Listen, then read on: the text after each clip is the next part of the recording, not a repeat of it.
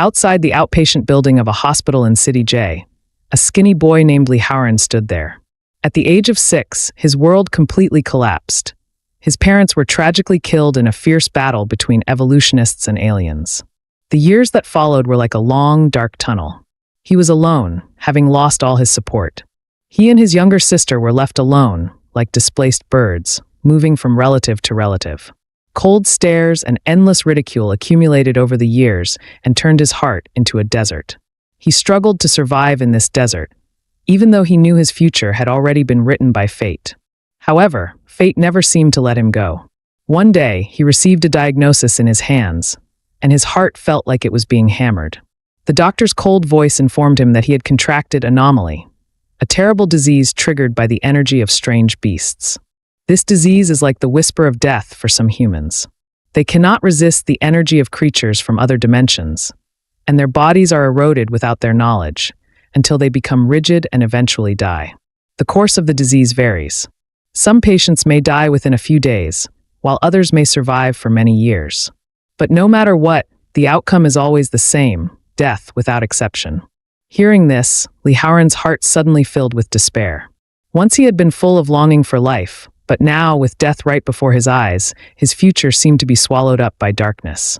However, for the sake of his younger sister and his mother's unfulfilled wishes, he gritted his teeth and decided to fight against fate, if only to live for a moment. A few days later, on the outskirts of City J, the sun was blocked by heavy clouds, and a group of people gathered here. The atmosphere was silent and heavy. Chen Zizhen stood at the front of the group. His voice carried an unmistakable air of authority.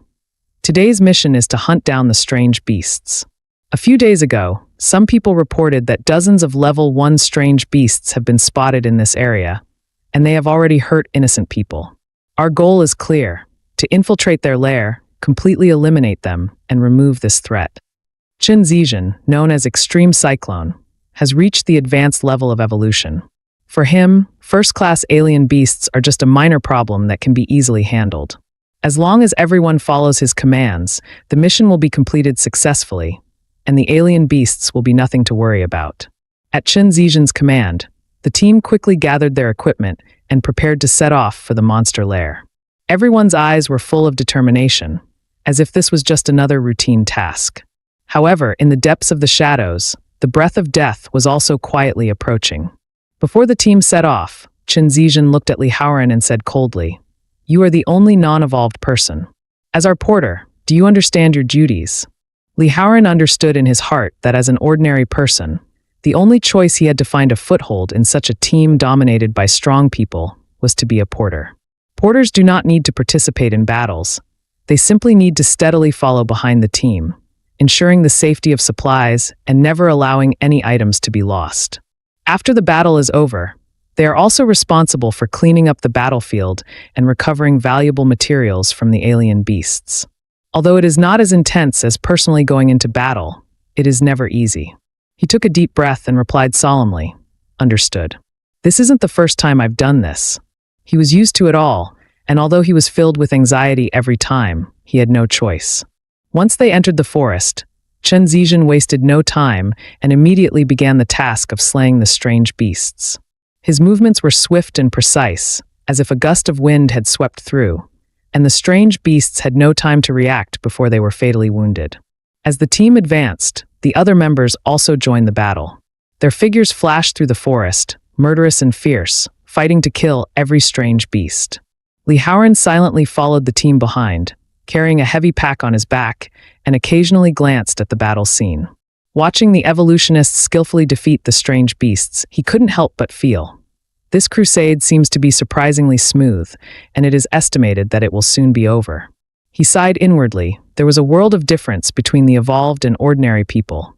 They were like fish in the sea in this jungle, while he could only suffer in silence on the sidelines. Just as he was bemoaning his situation, suddenly, he noticed something unusual. The small stones scattered on the ground began to vibrate slightly, and then one after the other, as if propelled by some invisible force, they leapt up and scattered. Li Haoran's heart jumped, and his intuition told him that something was wrong. A first-order strange beast could never have created such a huge tremor. Could there be a more powerful threat behind this? Just as he became alert, A swift movement broke the silence around him, sand and gravel flying, and the wind whistling. In an instant, the true face of that thing was finally revealed. A huge Tier 5 strange beast, the Titan Python. Its enormous body traversed the forest, easily crushing trees and shrubs as it went, and the powerful sense of oppression was suffocating. The evolved ones, who had just been wantonly slaying strange beasts, instantly froze when they saw the Tier 5 strange beast, the Titan Python, before them. They turned pale and their legs trembled slightly. The huge body was like a black torrent, with an overwhelming power that forced everyone's heartbeat to almost stop. One of the evolutionists muttered, his voice trembling. The intelligence clearly said that there are only first-order aliens here. This is completely beyond our capabilities. Before he finished speaking, the shadow of fear had already enveloped the entire team. Li Haoran saw everything in front of him, and his anger flared. Those soldiers who should have been strong were like statues frozen in time, standing there hesitantly and indecisively. He roared, "What are you still doing? Run! If you don't run, you'll die." His voice echoed through the forest, as if it were the only spark of reason. The evolutionists finally came back from their fear and began to flee in a panic. It turned out that they had become trapped in their fear of the level 5 Titan Anaconda. Someone shouted in the midst of their escape, "Run, run!" The trembling of the vocal cords seemed to be begging for death. As the evolutionaries fled, the Titan Anaconda's pursuit followed closely behind. The huge body squeezed its way through the forest, and every step felt like an earthquake. The speed of the pursuit was almost desperate. A man with a crew cut shouted as he ran, "This beast is too fast, we can't shake it off. We must find bait. If we just give it something to eat, it will stop." As soon as he finished speaking, everyone's hearts sank slightly. It seemed that only this was the only way to have a glimmer of hope. Qin Zizhen's eyes flashed with a cold light upon hearing this, and he immediately replied without hesitation, "We have bait." Before the words had finished, he had appeared in front of Li Haoran like lightning, so fast that it was almost impossible for people to react. Immediately afterwards, Qin Zizhen suddenly struck, mercilessly delivering a blow to Li Haoran. The sharp blade cut through the air, producing a piercing sound. Li Haoran's eyes were filled with shock. He covered the injured area and couldn't believe what had happened. He couldn't understand why he had been attacked. He was just an unremarkable porter in the team. So why had he suddenly become the target of the attack? Qin Zizhen looked at him coldly, his tone flat but full of determination. "You are the least combat effective and the least valuable person in the team, so becoming bait is the most suitable role for you." There was not the slightest hesitation in his eyes, as if everything was within his expectations. Qin Zizhen glanced at Li Haoran indifferently and said coldly, "I have read your file and know that you were diagnosed with an abnormal illness not long ago. Since you are not going to live long anyway, why not make some contribution before you die and buy everyone some time?" His voice did not fluctuate in the slightest, as if he had already decided Li Haoran's fate. After saying this, Qin Zizhen did not hesitate to push Li Haoran violently towards the 5th stage strange beast, the Titan Python, and sneered, "If you want to blame someone, blame yourself for being too weak. You deserve to be a sacrifice." As soon as the words fell, Li Haoran had already been thrown into the arms of death. The Titan Python saw this piece of food, flying towards it, and did not hesitate at all. Its enormous mouth opened wide, like an abyss that devoured everything in its path, rapidly closing in. Li Haoran looked at the huge serpent's mouth, and an indescribable fear welled up in his heart. He closed his eyes and asked himself silently, "Is this how I'm going to die? Is this really where my life will end?" Every second felt like time was mocking him for his unchangeable fate. Suddenly, the voice of his mother on her deathbed came to his mind. Her gentle but resolute words echoed in his ears. "Haoran, I may no longer be able to take care of you. You must promise me that no matter what happens, you will take care of your younger sister and fulfill my wishes for me. You must all stay strong and live." His mother's words were like an invisible rope, tightly binding his last shreds of sanity. He suddenly felt a little reluctant, remembering the ordinary days he spent with his sister. The sense of responsibility in his heart made it almost impossible for him to accept the coming of death. Just then, there was a sudden fluctuation under Li Haoran's feet, and the ground began to shake. He suddenly opened his eyes and was surprised to find that there was actually a huge formation under him. Strange runes flashed on the ground, emitting a mysterious glow. Suddenly, the The light of the formation became even stronger, as if a red pillar of light were rising from the ground and enveloping Lee Howren. His body began to slowly float, and then he was carried by the pillar of light in an unknown direction, as if he had traveled through a crack in time and space. At the far end, in an ancient tribe, the light pillar of the formation also lit up, and the blood-red light pierced the darkness, illuminating the entire tribe. Soon, a figure appeared within the red light pillar in the tribal formation. The man slowly stood up and looked around, his eyes full of confusion and disbelief.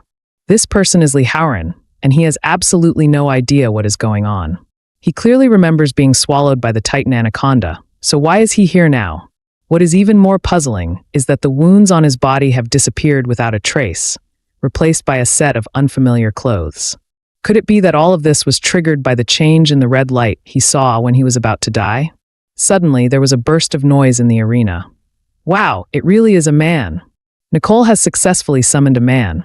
This sudden voice made everyone stop what they were doing and turn their heads towards the stage.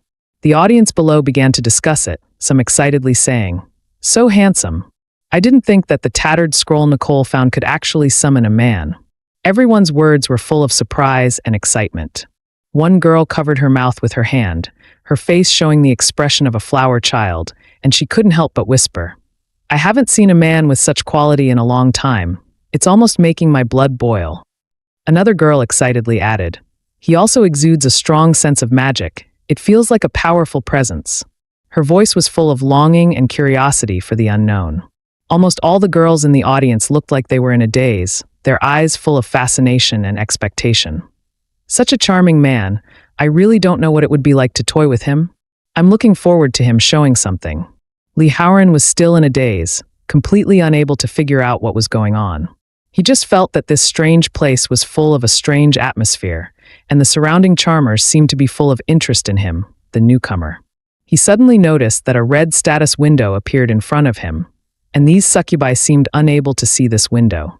The information displayed on the status window made him even more confused and uneasy. The status window read, Lee Howren Level 1 Occupation, Blood Demon God Race, Blood HP, 100 MP. 100 Strength, Stamina, Intelligence, Spirit, and Agility are all 10. While he was still in shock, the third-ranked demon succubus Nicole stepped forward, with a hint of trepidation and awe, and said softly, "That was me who summoned you here using the ancient summoning formation." Her voice was full of trepidation, but it was hard to hide her admiration for Lee Howren. She continued, "When the formation activated, the heavens and earth changed. An immensely powerful magical force gushed forth from the formation, and the scene really took our breath away.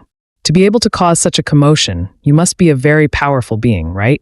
Nicole's eyes were full of piety and reverence. "Nicole, your subordinate, is willing to follow you to the death and never forsake you for eternity." Her tone was firm and full of conviction, as if everything was already destined. Just then, the system suddenly popped up a prompt. "You have gained your first follower. Please check." Lee Howren was stunned, completely unprepared for the fact that he would actually have a follower.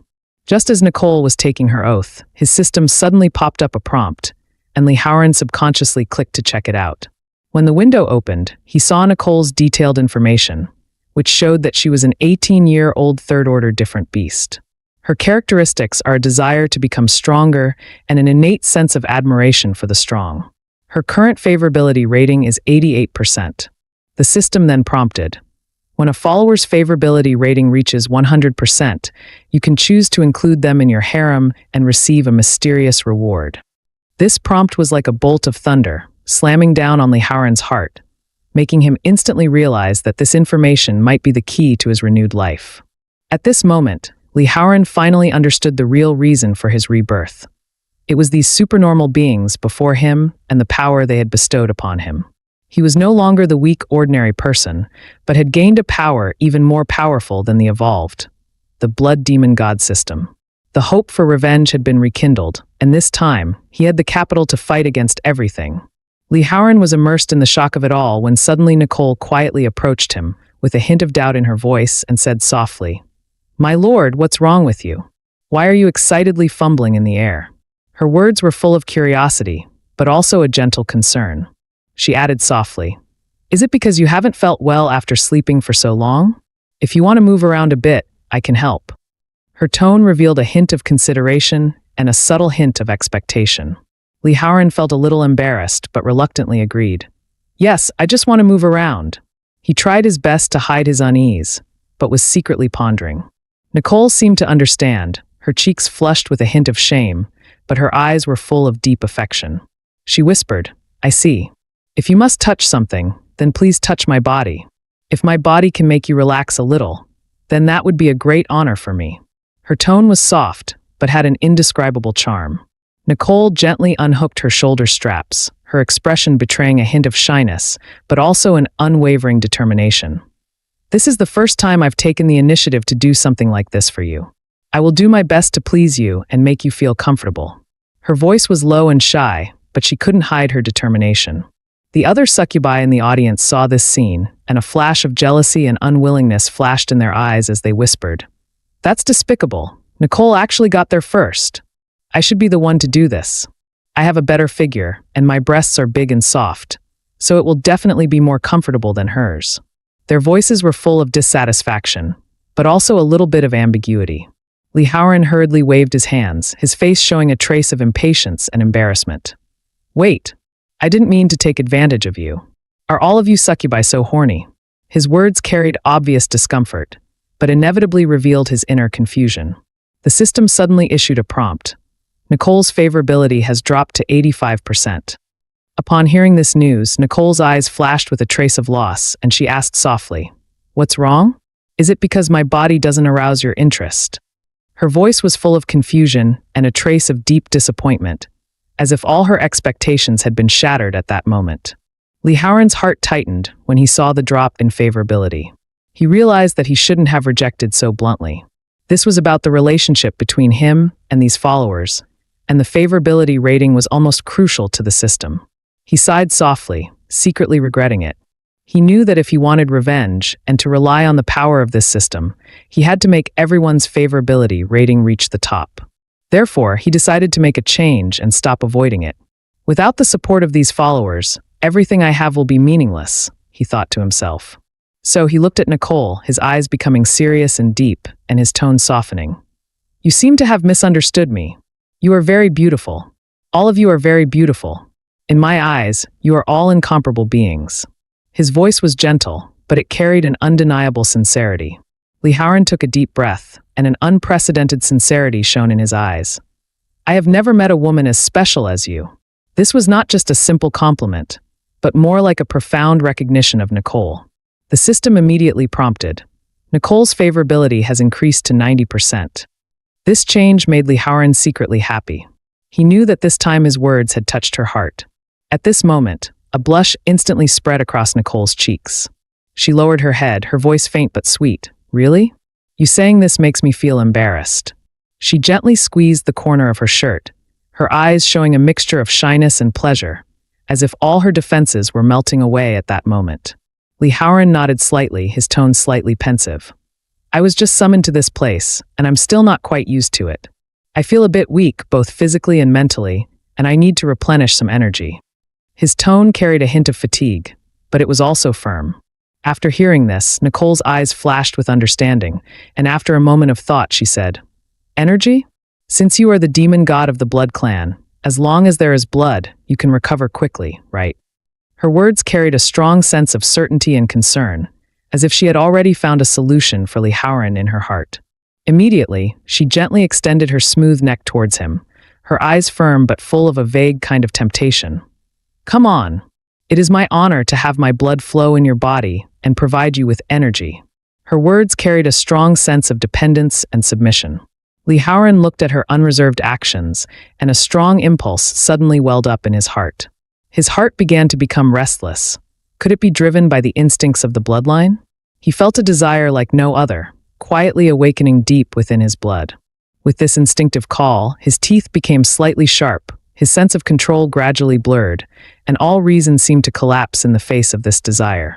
The next second, he bit Nicole's neck without hesitation. Nicole trembled slightly, and then pain appeared in her eyes, and tears involuntarily slipped down her face. However, she did not push him away, but seemed to enjoy this conflicting feeling in a way. The system prompts. Nicole's favorability has increased to 92%. This change made Lee Howren's heart tremble slightly. As the blood flowed, he not only regained his energy, but also seemed to have a closer connection with Nicole. Although Nicole had just been drained of blood and was feeling a little weak, she had an indescribable sense of satisfaction in her heart. She felt as if she had a mysterious connection with Lee Howren, as if the two souls had become one. That subtle feeling filled her heart with joy, and she understood that she was no longer just a follower, but a being deeply bound to him. The system suddenly prompted. Congratulations, you have mastered the new skill, blood fusion. Your attributes have been enhanced, and your strength has increased by 1. Lee Howren was slightly startled. The acquisition of this skill came so suddenly. He looked down at the changes on his panel, and a trace of excitement welled up in his heart. This was actually the result of the blood he just sucked. He let go of Nicole's neck, gently wiped the blood at the corner of his mouth, and then quickly checked the system panel. To his surprise, bloodsucking had even earned him a new skill, blood fusion. This made him full of anticipation for his new power.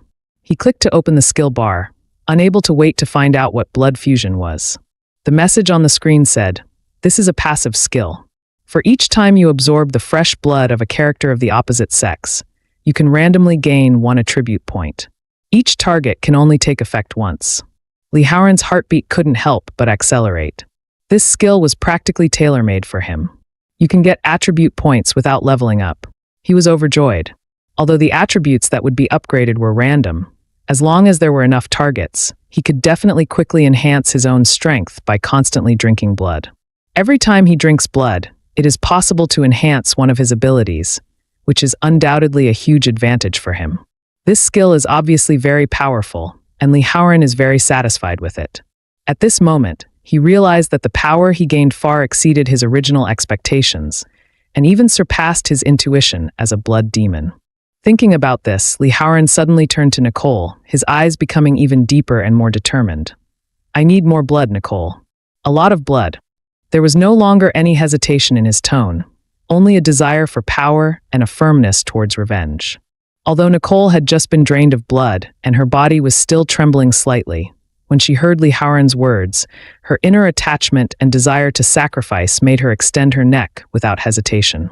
She understood that this was not only for him, but also a deep dependence for herself.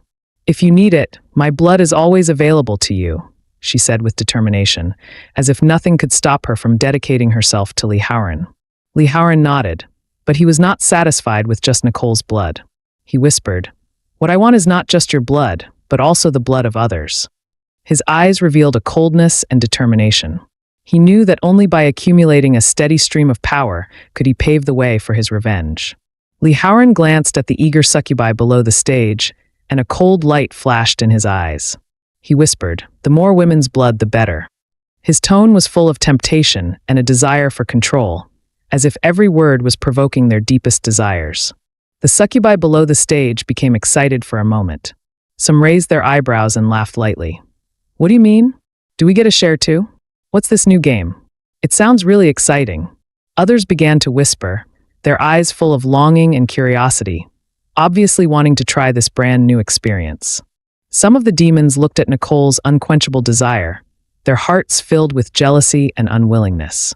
They couldn't help but whisper, "It's really jealousy-inducing. I can't wait either." Complex emotions flashed in their eyes, both envy and a longing for Lee Howren. Lee Howren saw their reaction, and a trace of satisfaction flashed in his eyes. His mouth curled up slightly, and he said in a deep voice, "Since you all have no objections, let's do it together." There was not the slightest hesitation in his tone, as if he had already decided to take it all in. Subsequently, the succubi walked forward one after the other, waiting for Lee Howren to take their blood.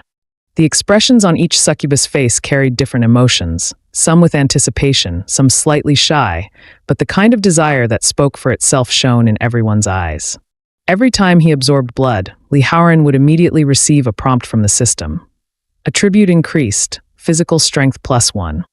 Every time he drank blood, there was a strange sense of satisfaction, as if every energy draw was making him stronger. Succubi do not all have the same blood, and the attribute points Lee Howren absorbs from them are also different. Some succubi increase his physical strength, while others increase his intelligence. With each blood-sucking, He is constantly accumulating new strength, and every attribute on his body is quietly changing. The succubi who had been blood-fed were ecstatic, their eyes full of adoration and fanaticism. It was amazing. I've never experienced such an exciting feeling. Although the bite hurt, that feeling instantly lifted my mood, as if I had a spiritual exchange with the demon god. Their faces were full of excitement and satisfaction that they could not hide. Another succubus said excitedly, "This feeling is really incredible. It's as if my soul and the demon lord have some kind of deep resonance, and I already feel like I've been elevated in some sense." Her tone was full of admiration and dependence on Li Haoran. For Li Haoran, the feeling after each bloodsucking was exciting. Not only did he gain a sense of satisfaction in the process of gaining strength, but the blood fusion of each succubus also greatly enhanced his abilities. With each bloodsucking, he gradually realized that this process was not only for revenge, but also the key to regaining control of his own destiny. However, Li Haoran also felt a little strange. How could these succubi react so violently just from a light bite on the neck? Their sensitivity seemed to exceed his imagination. The system frequently prompted, "Succubus favorability has increased." He couldn't believe it. It turned out that these succubi had such sensitive constitutions that each time they drank blood, it could bring such a strong reaction. As night fell, Li Haoran quietly rested in a simple room in the demon village. Outside, the wind blew the leaves, and the air was filled with a light grassy and earthy smell. Suddenly, Nicole quietly pushed open the door and crept in. She whispered, "Lord Haoran, I'm here. There were a lot of people outside just now, so you couldn't have performed, could you?" There was a hint of teasing and expectation in her words, and her eyes sparkled with an enthusiasm that could not be ignored. "Ever since you left your teeth marks on me, I have been unable to forget that exciting feeling. Come on, my lord, let's communicate more deeply. Now that we are alone, you can show off your talents to your heart's content." Nicole's voice carried a hint of expectation. "Tonight, let me become a true demoness." Just as she was about to take a step towards Li Haoran, she suddenly felt an unusual touch. She was slightly startled, as she felt that the touch was unusually hard. She lifted the quilt and looked inside, and was instantly stunned. It was a tree stump, which was not at all as warm and soft as she had expected. Nicole sighed softly, feeling a little lost, and whispered, "So you've already found something more important than me." At this moment, Li Haoran was not in his room. He was standing in front of a gloomy cemetery, surrounded by silence, as if everything was waiting for something in silence. He opened the system panel and stared at his information. Although he was currently only at level 1, after a day of bloodsucking, his attributes had improved significantly, and his strength and stamina had become quite solid.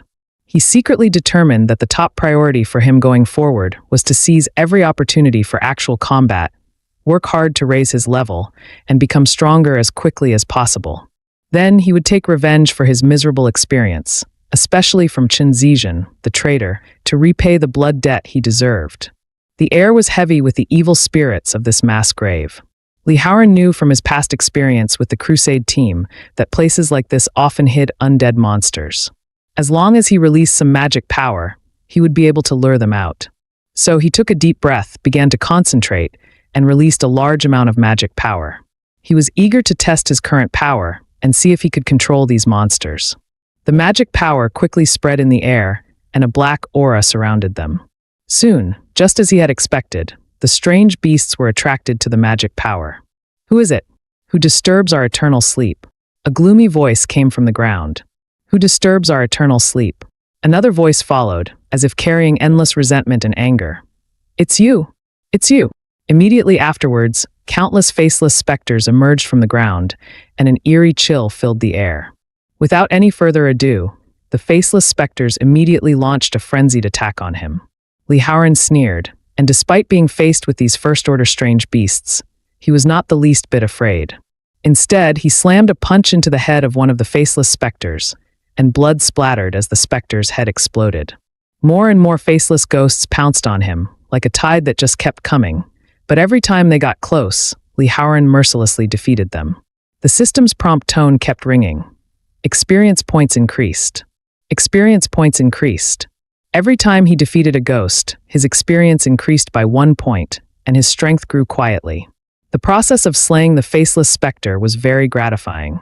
His attribute points continued to increase, and he also felt that his magic power was rapidly becoming stronger. Soon after, Li Haoran successfully unlocked the new skill Scarlet Flash.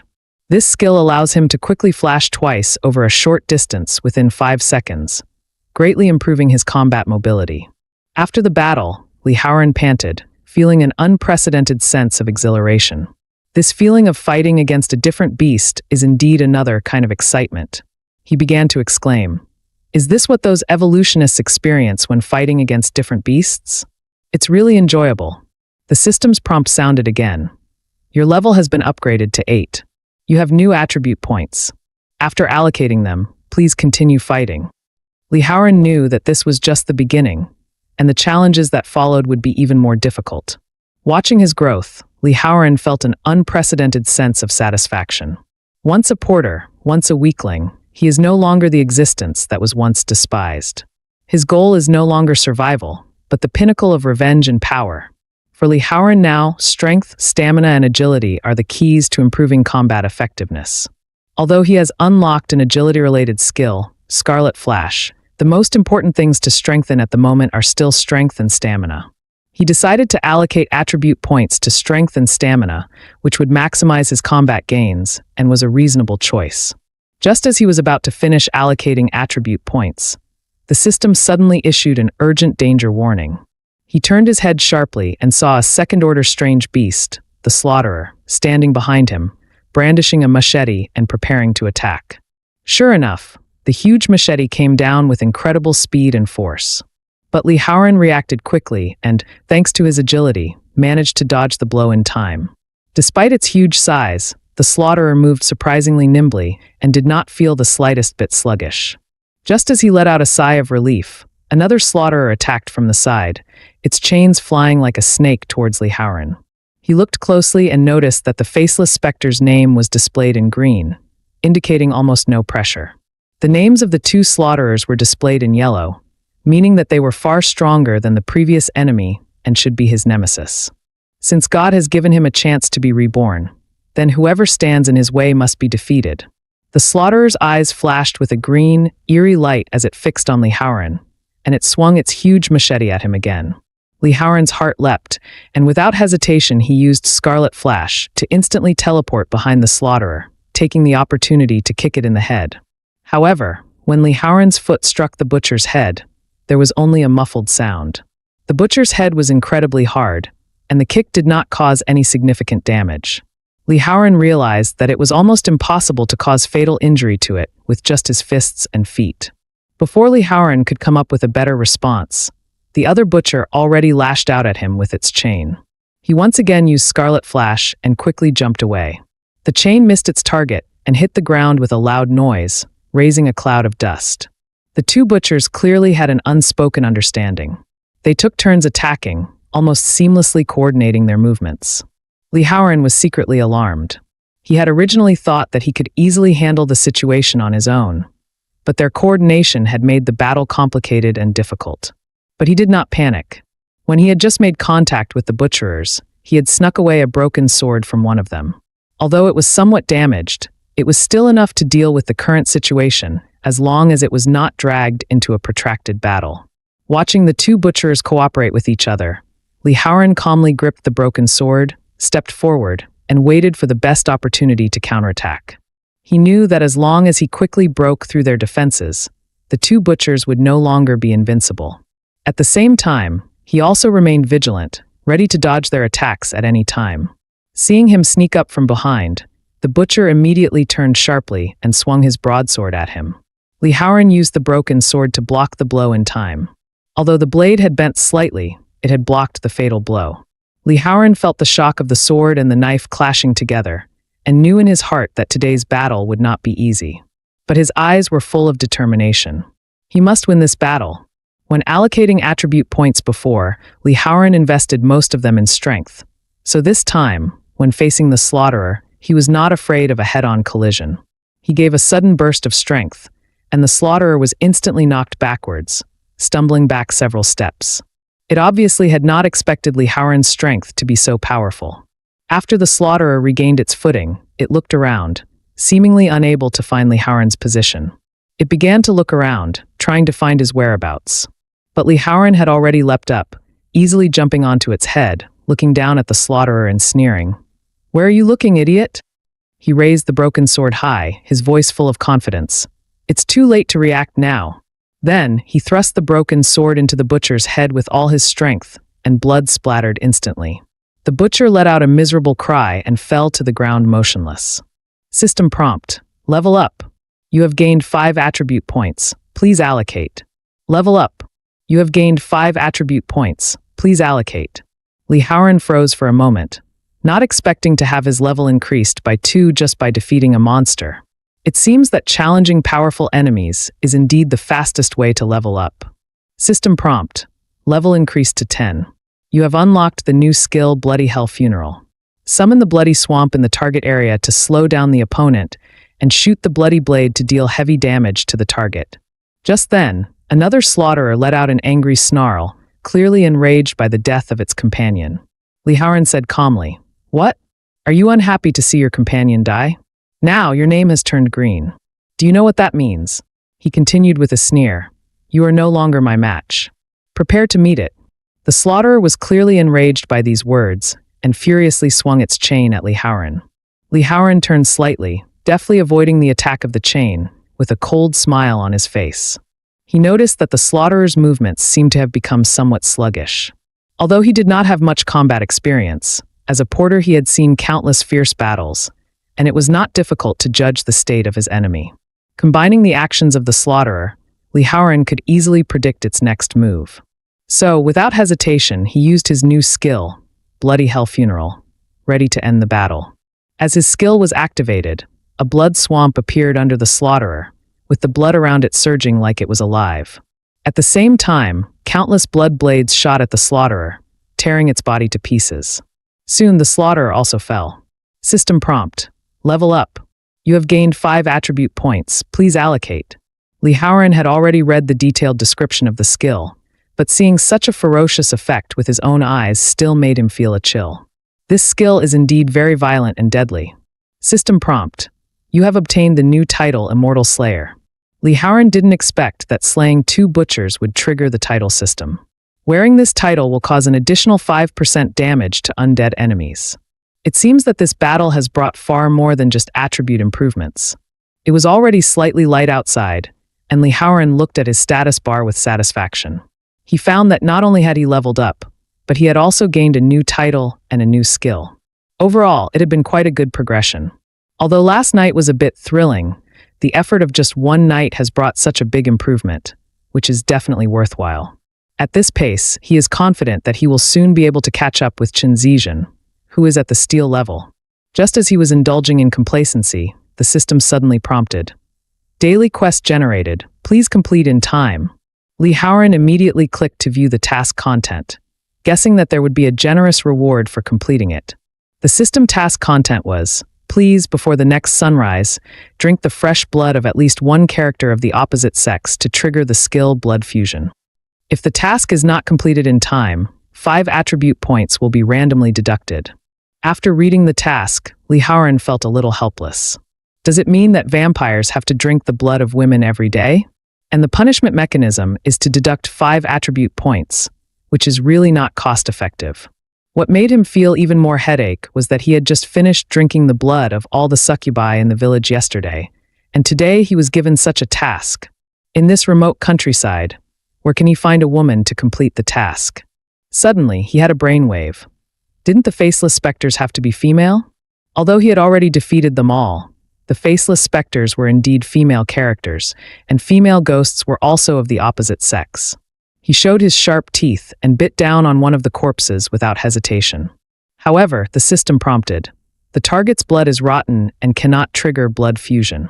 Li Haoran was suddenly a little frustrated. How did the blood rot? Was it because they had been dead for so long? Unwilling to accept this, he once again sucked in all the faceless ghosts he had killed last night, but received the same prompt. The blood is rotten. Li Haoran was really annoyed now. He thought, could it be because these faceless ghosts belonged to the undead? Naturally, their blood could not be considered fresh. Li Haoran was filled with rage. He had already sucked all the succubus blood yesterday, So how could he find a different gender character to complete the task today? He shouted, "Woman, I need a woman. Where are there any women?" Meanwhile, in a nearby hut, Nicole was lying on Lee Howren's bed, gently sniffing the lingering scent on the sheets. Even though Lord Howren is not here, this bed is still filled with his scent. It's so wonderful to lie here, as if I were in his embrace. Suddenly, she seemed to sense Lee Howren's emotions. He seemed to be in need of help right now, and Nicole's heart tightened as she hurriedly got up. At this moment, on the other side of the forest, a car was speeding along the road. The man in the passenger seat said impatiently, "We've been driving all day and haven't found the target yet. Have you taken a wrong turn?" The owner of the car calmly responded, "Yesterday I sensed a special magic power. Although it was only a momentary fluctuation, I'm sure it's in this direction." The man said excitedly, "This magic is so special. It's definitely an extremely rare alien species. If we can bring it back to the group, we'll all get a promotion and a pay rise." The man in the passenger seat said worriedly, "You said it was extremely rare, and we know nothing about it. If we mess it up, there'll be big problems." At this point, the woman in the back seat suddenly spoke coldly. "You coward, you don't fit in with our unstoppable entrepreneurial spirit at all. Is this what the group taught you?" The woman's tone was full of unquestionable confidence. She was the leader of the Red City Group's Evolution Team 4, Polar Rose, Lee Schwer. She continued, "Don't worry, I know what I'm doing with the group's arrangements. As long as I'm here, no one will get into trouble." Lee Schwer's gaze was firm. "I can be sure that we are not the only team to sense that magic. But we must strike first." Just then, the car suddenly came face to face with Lee Howren's figure. The car was going too fast and braked sharply, making a screeching sound. Lee Howren looked at the car and the human in it, and couldn't help but secretly wonder. Could it be that there is just the woman he needs in this car? The car door opened and two men stepped out, confirming that Lee Howren was the person they were looking for. Because the magical fluctuations they sensed yesterday came from Lee Howren. Looking at the two men getting out of the car, Lee Howren's mood instantly hit rock bottom.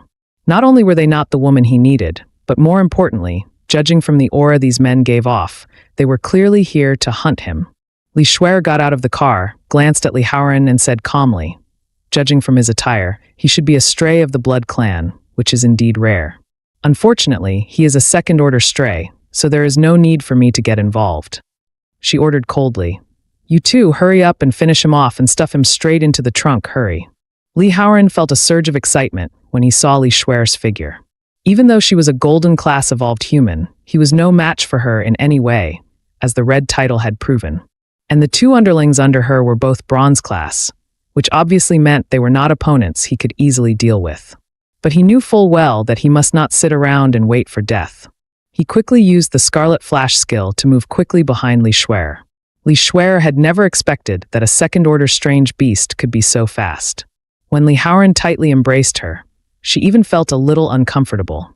This situation was really unprecedented for Lee Schwer. An uneasy feeling welled up in her heart. How should she respond?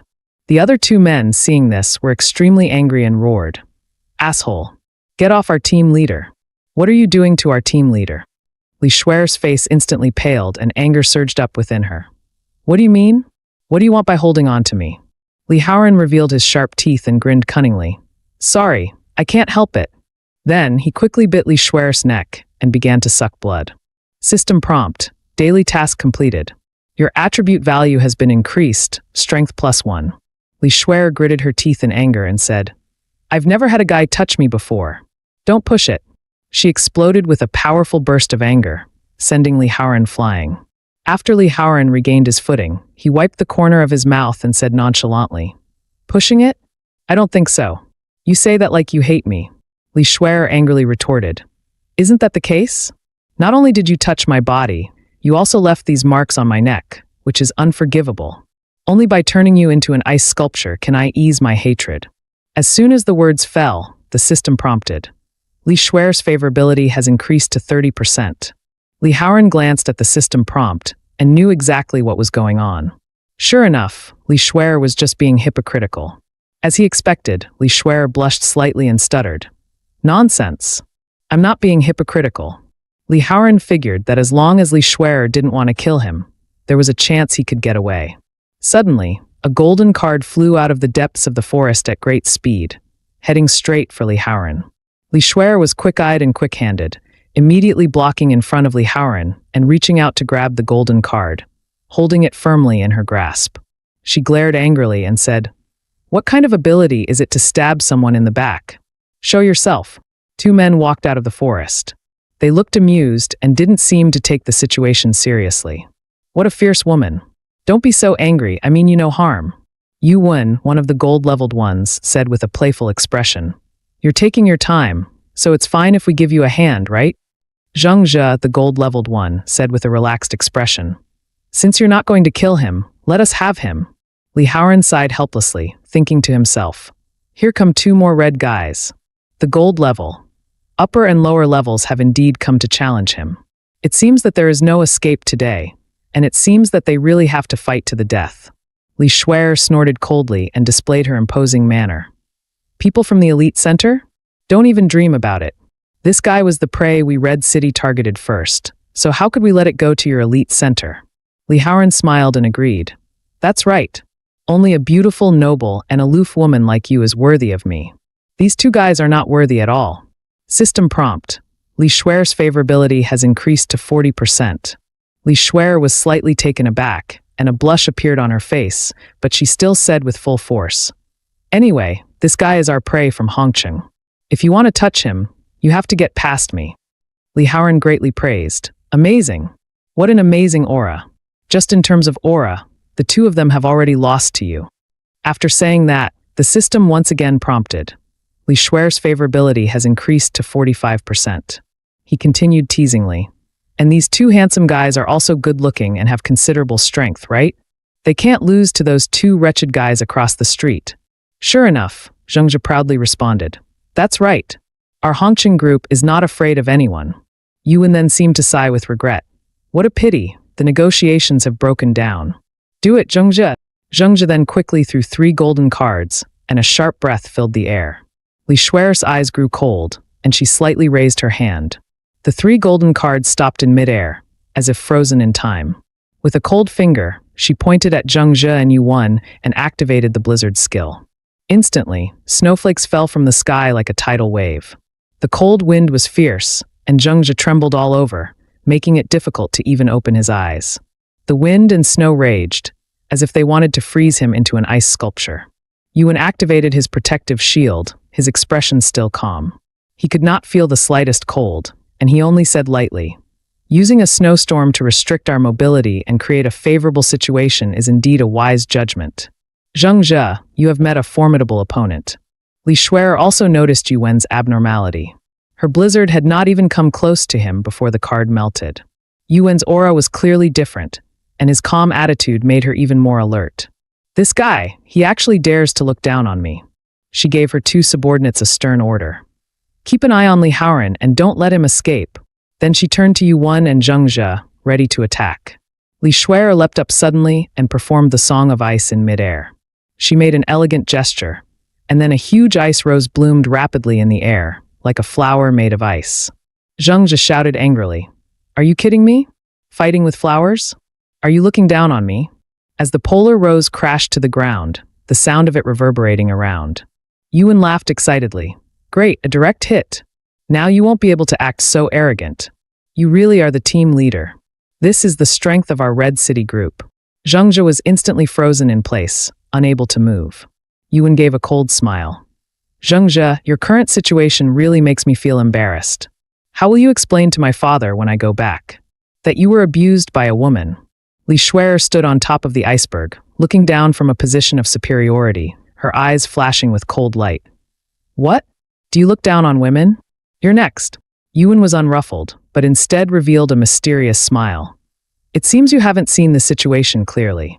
Suddenly, 3 arrows shot towards Yu Wen like lightning, and the 2 of them were instantly petrified, frozen in place. The sudden attack left both Li Shuer and Yu Wen stunned.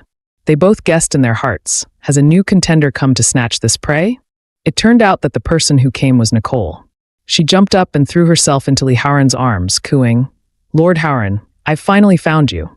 Li Haoran was also a little surprised. He didn't think Nicole could actually find her way here at this time. Nicole looked up at Li Haoran with adoring eyes and said sweetly, I sense that you, Lord Haoran, were in urgent need of help, so I hurried here. I'm willing to do anything to help. While Li Haoran and Nicole were exchanging compliments, Li Shuer was shaking with anger, her eyes flashing with anger and menace. Li Shuer thought to herself, why am I trembling with anger? Is it because they too are flirting in front of me? No, never. I'm not that shallow. It must be because she turned my people into stone statues. Yes, that's it. Furiously, she shouted at Li Haoran and Nicole. You two stop snuggling together. Hurry and change them back. Yuan approached from the side, sneering. You've picked the wrong opponent, haven't you? You think you can hit my people and just walk away? It's not that easy. Then, without hesitation, he launched a palm strike, knocking Li Shuer several meters back. Li Haoran and Nicole saw this, and their expressions instantly became grave. Li Haoran thought to himself, is this the strength of a gold-level superior? It's so powerful. Even the leader of the lower-level gold team doesn't dare to fight back, and we are like ants in front of him. Seeing Yuan closing in step by step, Li Haoran suddenly remembered that the system had once prompted him that as long as the followers' favorability reached 100%, he would be able to unlock a mysterious reward. Now, his only chance was to take a gamble. At this moment, Nicole was also struggling within herself. Despite the strength of her enemy, she must not flinch in front of Lord Haoran. Yuan wore a contemptuous smile and said triumphantly, I originally only wanted to catch a rare blood-type alien beast, but I never expected to also pick up a succubus. What luck! Take it back, and my father will definitely look at me in a new light. He added smugly, don't be afraid. I'll finish you off quickly, and you won't even feel any pain. Hearing this, Nicole instantly became furious and quickly sent countless arrows Yuan's way. However, before the arrows could even get close, they were twisted and broken apart by the powerful magic in the air, and they were unable to harm Yuan at all. Yuan sneered and almost instantly appeared in front of Nicole. Seeing this, Li Haoran no longer hesitated, immediately activating the Scarlet Flash skill and quickly disappearing with Nicole from the spot. Yuan missed his target, and he was suddenly stunned, his mind filled with doubts. Why did those two suddenly disappear? A mere second-order strange beast. Could its speed be faster than my eyes? This is impossible.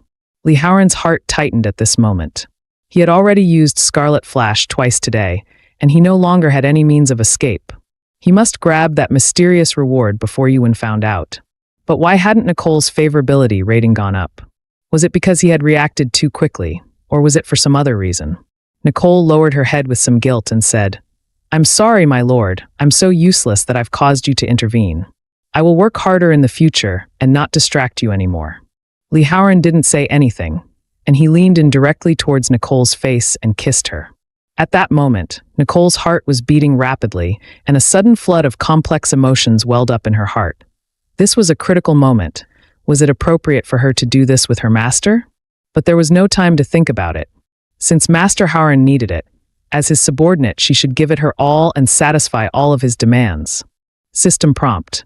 Nicole's favorability has increased to 99%.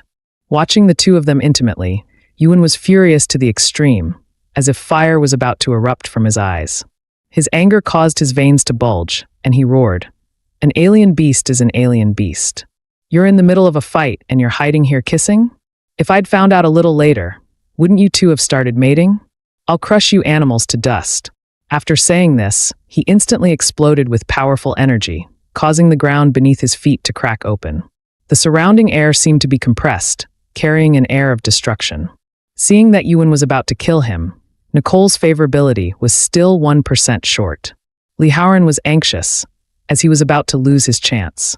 Just as Yuan was about to close in, a thick wall of ice suddenly rose from the ground to block him. He was furious and couldn't help but swear. Why are there so many meddling people? Yuan angrily turned his head and roared at Li Shuer. I'm only not killing you directly because of the Hongchen group. Don't be ungrateful. Li Shuer did not give in at all and coldly retorted. That's a good one. People like you can spare your enemies?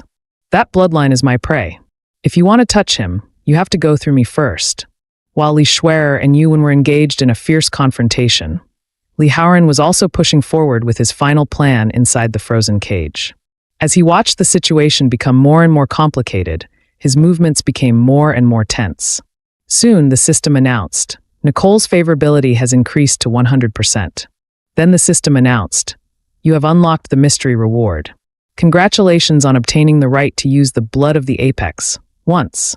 After using the blood of the apex, all the attributes and skills of the blood demon god will be unlocked, giving you unparalleled combat power. The blood of the apex can only be used for 10 minutes. Li Haoran and Nicole, who were bound in the frozen cage, felt an extremely powerful energy at the moment. The entire cage began to flash red, as if resonating with their breath. With the eruption of energy, a strong air current rushed straight to the sky, as if the surrounding air had been compressed. Everyone could feel an unprecedented sense of oppression. This scene made Li Shuer and Yuan, who were fighting fiercely, freeze, and they instantly realized that the situation had changed drastically. The moment Li Haoran used blood of the apex, he looked at Yuan and a sneer flashed in his eyes. He noticed that the rank introduction on Yuan's head had turned green, which meant that Yuan was no longer an opponent to him. Li Haoran said calmly and casually, "Aren't you going to crush me to dust? Go ahead." Yuan's eyes were full of confusion, unable to understand the situation at all. How could Li Haoran suddenly have such terrifying magical power? He was clearly just a second-order strange beast. Li Haoran continued to provoke, speaking with a tone of contempt. "You're not going to do it? You're useless when you're given a chance." Then he activated his skill Devil's Hand, and a black giant hand suddenly reached out, directly grabbing Yuan in midair. Yuan felt that his body was completely out of control, as if all the strength in his body had been sucked away, and he was unable to resist at all. Yuan, whose neck was being strangled, struggled to spit out a few words. "Don't kill me. I know, I was wrong. Please, please don't kill me." Li Haoran sneered and said indifferently, "That's not what you said before." Yuan coughed up blood, his eyes full of fear and remorse, and continued to beg. "Before, I was blind to your greatness. I was so stupid. Please, please forgive me." Looking at Yuan in front of him, Li Haoran felt a complex emotion rise in his heart. This scene made him can't help but think of his former self. He had also been held up like this, like trash that could be discarded at any time. A cold feeling welled up in his heart. He would never forget this humiliation. Li Haoran recalled the previous situation in his mind, and a thought flashed through his mind. If I remember correctly, that guy should be a registered evolved warrior at the elite center. This made him resent Yuan even more, and he could hardly forgive this guy who had once been so high and mighty. With a wave of his hand, he then threw Yuan up in the air, and then punched him again, with an overbearing air of superiority. Yuan was knocked into the air like trash, fell heavily to the ground, and spat out a bloody arc, splashing all over the place. The scene was bloody and shocking. Li Haoran looked down at his left hand, his heart filled with surprise and excitement. Is this the feeling of being above others? The power of the demon god of blood is indeed powerful. One day, I will also possess this power and truly be invincible in the world. Li Shuer, who was standing nearby, stared with wide eyes, unable to believe it. Is this still the little vampire I bit before? He actually hides such powerful strength. Then why was he so tolerant with me before? Could it be that he was being lenient? Nicole was still slightly trembling from the excitement earlier, but watching Li Haoran's performance, she couldn't help but exclaim, Simply amazing. You are worthy of being my master. You are amazing. I really have good taste." At this moment, Zhang Zhe suddenly resumed his movements. After his body quickly froze, he said shamelessly, "I was just careless. I didn't expect to be sealed. But I'm out now, so I'll have to be serious next time." Seeing Li Haoran, Zhang Zhe asked confusedly, "What was the meaning of that pose? I really don't get it." Li Haoran did not respond to him, but instead gave a cold smile and directly used his skill, Red Storm. Countless bats flew from all directions and pounced on Zhang Zhe. Not only were the bats disgusting, they also tore Zhang Zhe's skin, leaving countless wounds and causing him unbearable pain. After the bats wreaked havoc, Zhang Zhe's body quickly turned into a skeleton, and he finally fell to the ground motionless. System prompt. Level up, you have gained 5 attribute points, please allocate. Li Haoran looked at himself with satisfaction. I've gone up 5 levels in one go. That's really satisfying. Gold-level enemies really give out extraordinary experience. And I've also permanently unlocked a new skill, Red Storm. Yuan, who was lying on the ground, couldn't help but tremble and weakly called out, Help! Help me, please! Li Haoran stood in front of Yuan and asked with a cold smile, What did you say? Speak louder, I can't hear you. Yuan was full of fear, struggling desperately, and kept pleading in his mouth. My father is the president of the elite center. As long as you let me go back, I will promise you anything. Please don't kill me. Yuan saw that Li Haoran had finally intervened and thought that he would save him, so he quickly said gratefully, Thank you, sir. I will definitely repay you. His tone was full of hope. Li Haoran lifted Yuan into the air and said coldly, No need to repay me, I'm just happy to help. Then he threw Yuan hard, and Yuan soared through the air, leaving a long trail. Li Shuer watched Yuan fly into the distance, a trace of doubt flashing in her eyes. Isn't that the direction of J City? Could it be that he really is taking him home? Yuan flew all the way through the mountains and finally towards J City, crashing uncontrollably into countless rocks, with a huge impact, and finally crashing into a high-rise building in the city before coming to a stop. Li Haoran received 5 system prompts in quick succession, each indicating that he had successfully upgraded and gained 5 attribute points. Li Haoran looked at these system prompts and thought to himself, It seems that Yuan has finally arrived home. After I've dealt with him, I'll also level up 5 levels. Logically, the experience points should be more than this. Has the experience required for leveling up become higher? He suddenly turned around and his gaze fell on Li Shuer, who was standing nearby. Li Shuer was startled by the sudden gaze and said nervously, What do you want? Is it my turn now? Li Haoran said lightly to Nicole, There's something I'm curious about, and I need your cooperation. Upon hearing this, Nicole answered without hesitation, Of course, Lord Haoran, what do you need me to do? Under Nicole's gaze, Li Haoran activated the skill Soul Resonance. Soon, Nicole felt as if all the energy in her body had gathered in her chest, and a powerful force seemed to be about to erupt from within her. Nicole whispered in shock, What is this? How could my chest have hidden such a thing? Is it Lord Haoran's sword? She asked in a panic. It's so big. Master Haoran, can you help me pull it out?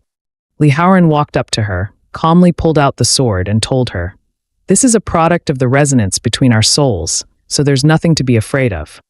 He looked at the sword in his hands and mused to himself. Soul Resonance is a skill that can only be unlocked when the follower's favorability reaches its maximum. Resonance will produce a special piece of equipment from the follower's body. Bloodblade blesseth, Li Haoran whispered. This is Nicole's equipment. Li Shuer stood aside, watching the scene, her heart full of shock, unable to believe what she was seeing. I never thought that I could pull a weapon out of someone's chest, Li Shuer asked in shock. With your strength, you shouldn't need a weapon to deal with me, right? Did you deliberately want to use that sword to finish me off? Li Haoran waved the sword in his hand and said coldly, You're thinking too much. Suddenly, Li Shuer felt a cool breeze pass over her body. It turned out that Li Haoran had no regard for martial ethics and had torn her clothes to shreds. Li Haoran pointed behind him and said coldly, Cut the crap. That was just a taste of what's to come. If you don't want to end up like them, follow me to the grove behind. I need to talk to you. Li Shuer hesitated and followed Li Haoran into the grove, but he remained silent. An uneasy feeling arose in her heart. What did he want to talk to me about?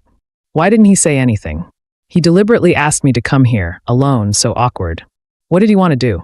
At this moment, Li Shuer suddenly had a thought.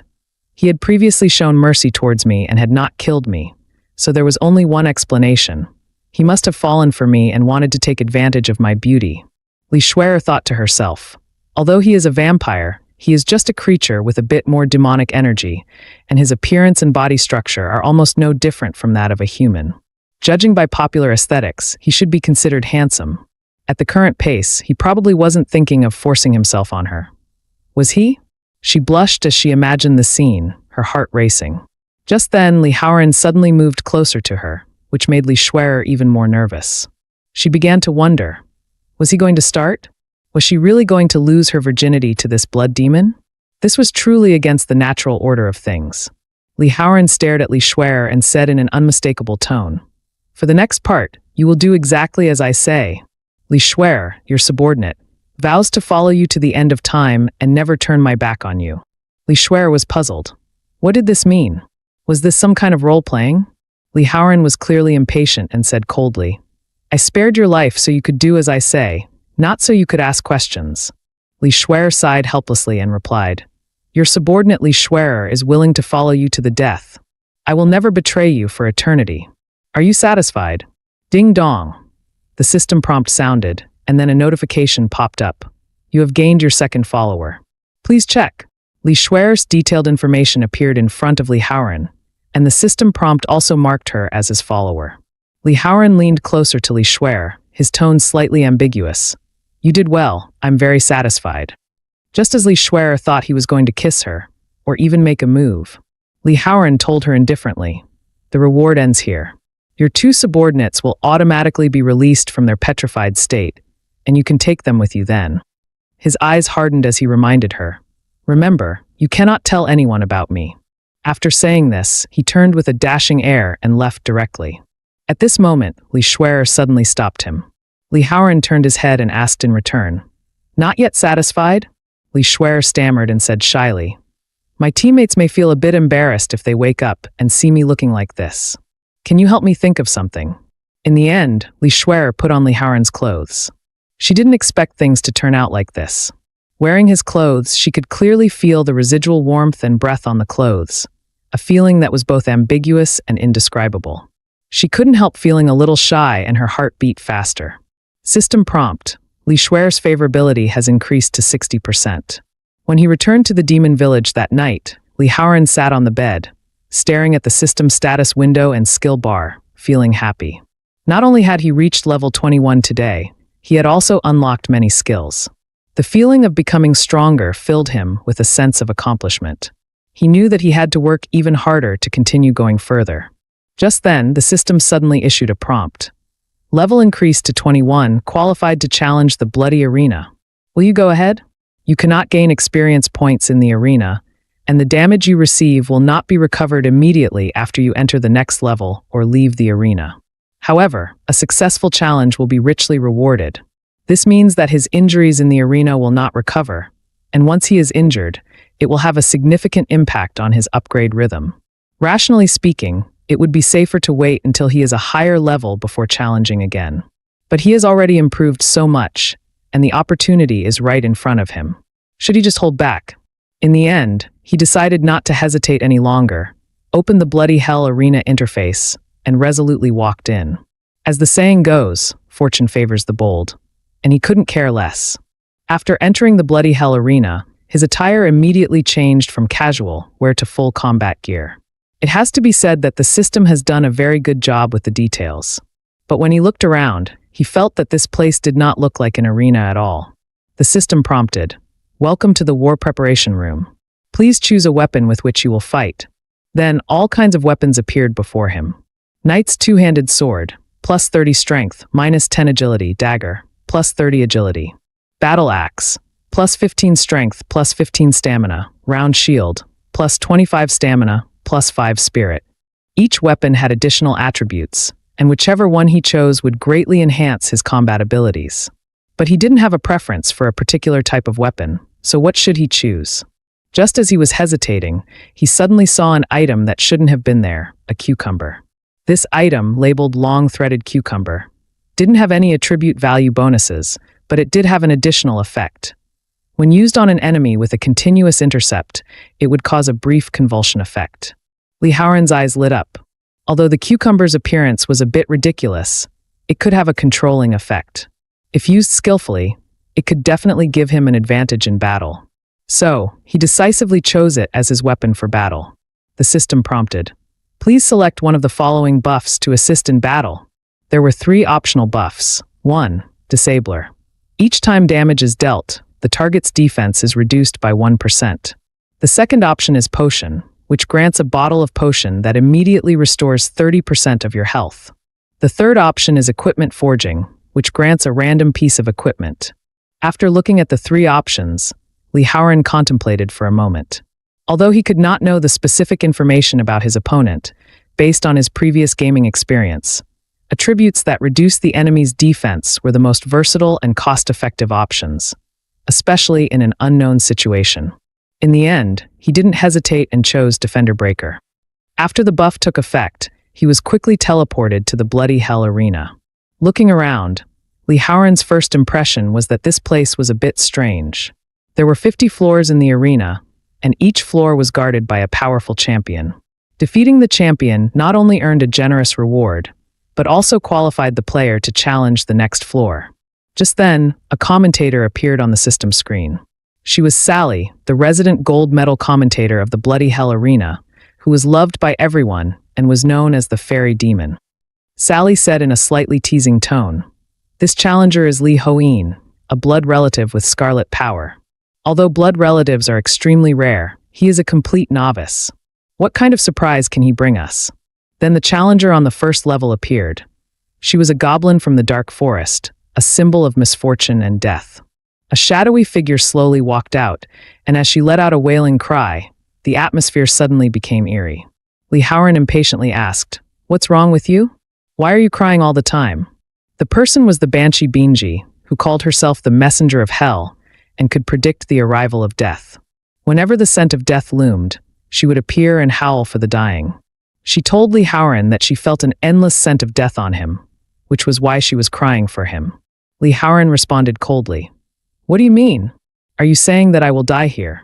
He gazed at Binzaida, wondering why no strength color was displayed on her head. Could it be that the display was limited by the functionality of the Colosseum system? However, it didn't matter. After all, the actual threat felt was the most worthy of reference. Without any hesitation, Li Haoran directly activated his skill, the Red Storm, on Binzaida. However, Binzaida just waved her hand lightly, and sharp fingernails grew from her fingertips, instantly destroying the red bats. She suddenly soared into the air, her figure flashing behind Li Haoran in an instant, and she said coldly, "You are no match for me, it's over." Li Haoran, however, used the force of her arm to quickly roll over, land firmly, and tell her with a cold smile, "You will soon understand what it means to lure the enemy in." Since the red storm had no effect on her, he decided to try another trick, the long, threaded cucumber. When Binzaida saw the strange cucumber, fear was evident in her eyes. But she quickly kicked the big cucumber away with a high kick. Sally's voice came with great enthusiasm. "Wow! Li Haoran's strange weapon has been kicked away. It seems that Binzaida has a special reaction to stick-shaped objects. Now, the situation seems to be tilting Binzaida's way." But then Sally's tone of voice trailed off. "Wait a minute. What's going on?" Li Haoran has taken advantage of the situation to take control of Binzaida and has pinned her in an awkward position. The splits. With only one foot supporting her, Binzaida quickly lost her balance and fell heavily to the ground, while Li Haoran took the opportunity to press down on her. He was surprised to find that the large cucumber he had chosen seemed to have a strange effect, and as soon as Binzaida saw it, even her thinking began to slow down. Li Haoran looked down at Binzaida from a position of superiority and said in a cold voice, "Give up. I have absolute confidence in strength. You won't be able to break free." Li Haoran said coldly, "Maintaining this position should be very painful, right? If you don't want to continue to suffer, just admit defeat. I won't make things difficult for you." His voice was as piercing as frost, without a trace of sympathy. Suddenly, Binzaida let out a loud cry. The cry carried a strange magical power. The low whimpering sound echoed in the air, gradually affecting Li Haoran's mind. That cry was not only a cry of pain, but also seemed to contain some kind of irresistible power, carrying an air that eroded everything.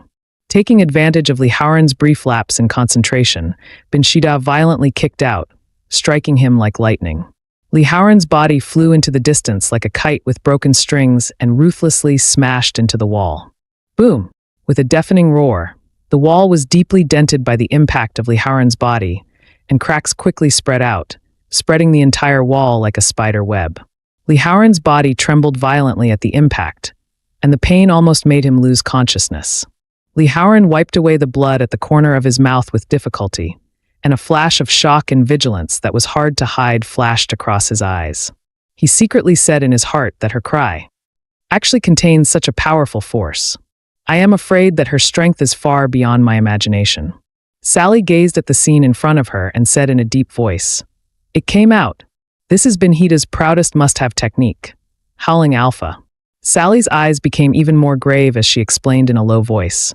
"Just by hearing her cries, it will awaken the fear of death deep within one's heart, the kind of fear that isn't just ordinary pain but an abyss that destroys one's will. Her cries will deprive the enemy of their will little by little until they completely lose their battle power and are finally dragged into the embrace of death by this fear." If Li Haoran's spiritual power wasn't strong enough, then he was afraid that it would be difficult for him to resist Benhita's magic-filled cries. It was as if her cries carried some sort of supernatural power, invading the depths of the mind and gradually disintegrating all resistance. As expected, Li Haoran can't carry on anymore. It looks like there is no suspense in the ending of this match. The people around them murmured, their tones filled with banter and joy of victory. Just then, Li Haoran's consciousness seemed to be pulled into another space. This space was ethereal and surrounded by confusion. He heard a familiar voice coming from him, gentle and with a strong sense of affection. "It's been a long time, Haoran. Do you still remember me?" Li Haoran's eyes widened as tears welled up in his eyes, hardly able to believe the sight he was seeing. He choked out, "Mom, is it you? Is it really you? You're back." The woman smiled, a warm glow in her eyes, her face looking exceptionally kind. "Fool. If it's not me, who could it be? We, Haoran, have grown up from that little dot into an adult. These years, you must have had a hard time, right?" She stretched out her hand and said softly, "Come on, take Mom's hand and let Mom take a good look at you. Let us mother and son join hands and never part again. Come on, Haoran, take my hand. We'll go together to the ultimate bliss, never to be parted again." The woman's words were gentle and full of temptation, as if they had an irresistible attraction. Li Haoran's pace slowly approached her, his heart filled with complex emotions. However, just as he was less than a meter away from the woman, Li Haoran stopped his steps. An indescribable sense of oppression filled the air, and the woman's voice became even more urgent. "What's wrong, Haoran? Why have you stopped? Quickly, take Mom's hand. Don't you want me?" Her tone revealed a hint of uneasiness, but more than that, it was eagerness and anticipation. Li Haoran said in a deep voice, "Death for me has long since ceased to be a stranger. Had been backstabbed by a teammate, becoming the rations of a sacrificial alien beast. Suffering from an alien disease, facing sudden death at all times. And even as a young child, had barely escaped with his life in a battle between an alien beast and an evolved person." His words were heavy, as if revealing the darkness in his life one by one. "My mom fought with all her might to save my sister and I from that disaster. She didn't do it so that I would be compelled to give up my life here, but so that I could live well." Li Haoran's eyes flashed with determination, and his tone was filled with anger and determination. As soon as his words fell, Li Haoran suddenly erupted a powerful aura like a surging torrent, and the air around him instantly became oppressive and heavy. It was as if his body had been given a new life, and his power surged so much that it was hard to see straight. Benhita froze for a moment, obviously not expecting Li Haoran to be able to resist her howling alpha. Her expression instantly became grave, and her previous confidence and mockery disappeared without a trace. Sally looked at this scene, her tone filled with shock. "Unbelievable. Li Haoran has actually resisted the howling alpha. His mental power is definitely extraordinary. This match is getting more and more exciting." Li Haoran's figure suddenly disappeared into the air, activating the blood concealment technique. Like a ghost, he silently blended into the surroundings, hiding in the darkness. A moment later, his voice resounded from all directions. "I've already figured out your ability. Now it's my turn." Benhita didn't show the slightest bit of panic as she let out a cold smile, a cold light flickering in her eyes. "You don't think that, just because you're invisible, you'll be able to escape my senses, right?" Her tone was full of confidence, as if her ability could easily break Li Haoran's concealment. As soon as her words fell, Benhita didn't hesitate to unleash Howling Beta, and an even more ferocious energy fluctuation instantly filled the air. The flame of battle was lit up in her eyes, as if she was going to use even more power to completely crush Li Haoran. Howling Beta transformed Benhita's cries into a huge energy wave, which was even more brutal and terrifying than Alpha. This kind of indiscriminate attack instantly flooded the entire arena. I'm afraid that even stealth cannot help. Any evasion seems to pale in comparison. However, at this moment, Li Haoran has quietly appeared in front of Benhita, as if suddenly coalesced out of the void. The speed is so fast that it is impossible to notice. Without any hesitation, he directly stuffed a long threaded large cucumber into Benhita's mouth, violently blocking her mouth and quickly stopping the cries she emitted. At this time, the system's beep sounded. The White Gain defense breaker has taken effect. Li Haoran was not in a hurry and said in a calm tone, "Can you stop crying? It's really noisy. Sally's eyes widened, almost unable to believe her ears. Broken move. Lee Howren actually broke her skill in this way. Lee Howren smiled gently and continued. It's not over yet. The exciting part is still to come. He raised the cucumber and made a succession of moves. The cucumber drew a sharp trajectory in the air, poking Benhida with precision. With each poke, Benhida's defense would drop by 1%, and as the number of times increased, her defense became weaker and weaker, and the pain became more and more intense with each stroke. Benhida's mind was filled with confusion and pain. She simply couldn't understand. Obviously, this was just an ordinary cucumber. Why was it so powerful? Each time it poked over, the pain and sense of impact was more violent than the last. She felt like she could no longer hold on anymore. Lee Howren was not in a hurry, and his tone carried a bit of teasing. Is this not enough? My streak isn't over yet. System prompt. Long-threaded cucumber. Additional special effect has been triggered. The target is in a convulsive state. Without any mercy, Lee Howren continued to whip Benhida with the long-threaded cucumber. With each swipe, Benhida's body would unconsciously go into a convulsive state, pain and struggle for control written all over her face. Benhida felt like she was completely out of it. It was as if her body was completely out of control, and the pain was too much for her to resist. Her body began to convulse involuntarily, and her consciousness became blurred. I can't control myself anymore. How is the body becoming more and more strange? As Lee Howren continued to whip her with the cucumber, Benhida's convulsive state never stopped, and every violent vibration of her body caused her to feel endless pain and humiliation. Under the constant torment, a deep pit had appeared underneath Benhida's feet, and her form collapsed into it in a sorry state. Lee Howren stood at the edge of the pit and asked in an indifferent tone, "Well, do you still want me to continue?" Benhida weakly whispered, Please stop stabbing. I admit defeat." Sally, who was on the sidelines, saw this scene and her body actually shivered a little. She couldn't help but think secretly. Too scary. Just looking at it alone makes one's body tremble. Lee Howren pointed at the twitching Benhida and shouted at Sally. Hey, she has already conceded defeat. Can you announce the result of the match? Sally finally came back to her senses with an apologetic face and hurriedly said, Sorry, lost my temper. Sally quickly regained her composure as a commentator and loudly announced, Benhida has conceded defeat. The winner of this arena is Lee Howren. He will be qualified to challenge the second level. The system prompted, improve resistance to abnormal states such as mind control, poisoning, bleeding, etc., and upgrade unlocked skills to obtain more powerful skill effects. When Lee Howren saw the system prompt, a delighted smile appeared on his face. In his heart, he thought, this is my loot, isn't it? Not only did it boost the special attributes, but it also upgraded the skills. It seems like I was really right to come here. At this time, the system's beep sounded once again. Is it time to continue challenging the second level of Blood Prison Arena? Lee Howren frowned and said in his heart, although he had gotten the loot, his physical state had not fully recovered. It would be unwise to continue the challenge just to show off. He decided to wait until he had leveled up a bit before challenging again. After all, he couldn't rush things. Thus, after careful consideration, he chose not to continue challenging the second level and turned around to leave the Blood Prison Arena. Just as he stepped out of the arena's threshold, the system's beep sounded once again. You have unlocked the hidden skill, Winner's Contract. Lee Howren froze, puzzled in his heart. There was even a hidden skill reward? Why was it triggered after leaving the arena? Victor's Pact skill description. Opponents defeated in the arena will become your followers. By releasing this skill in an area outside the arena, you can summon followers to assist in battle.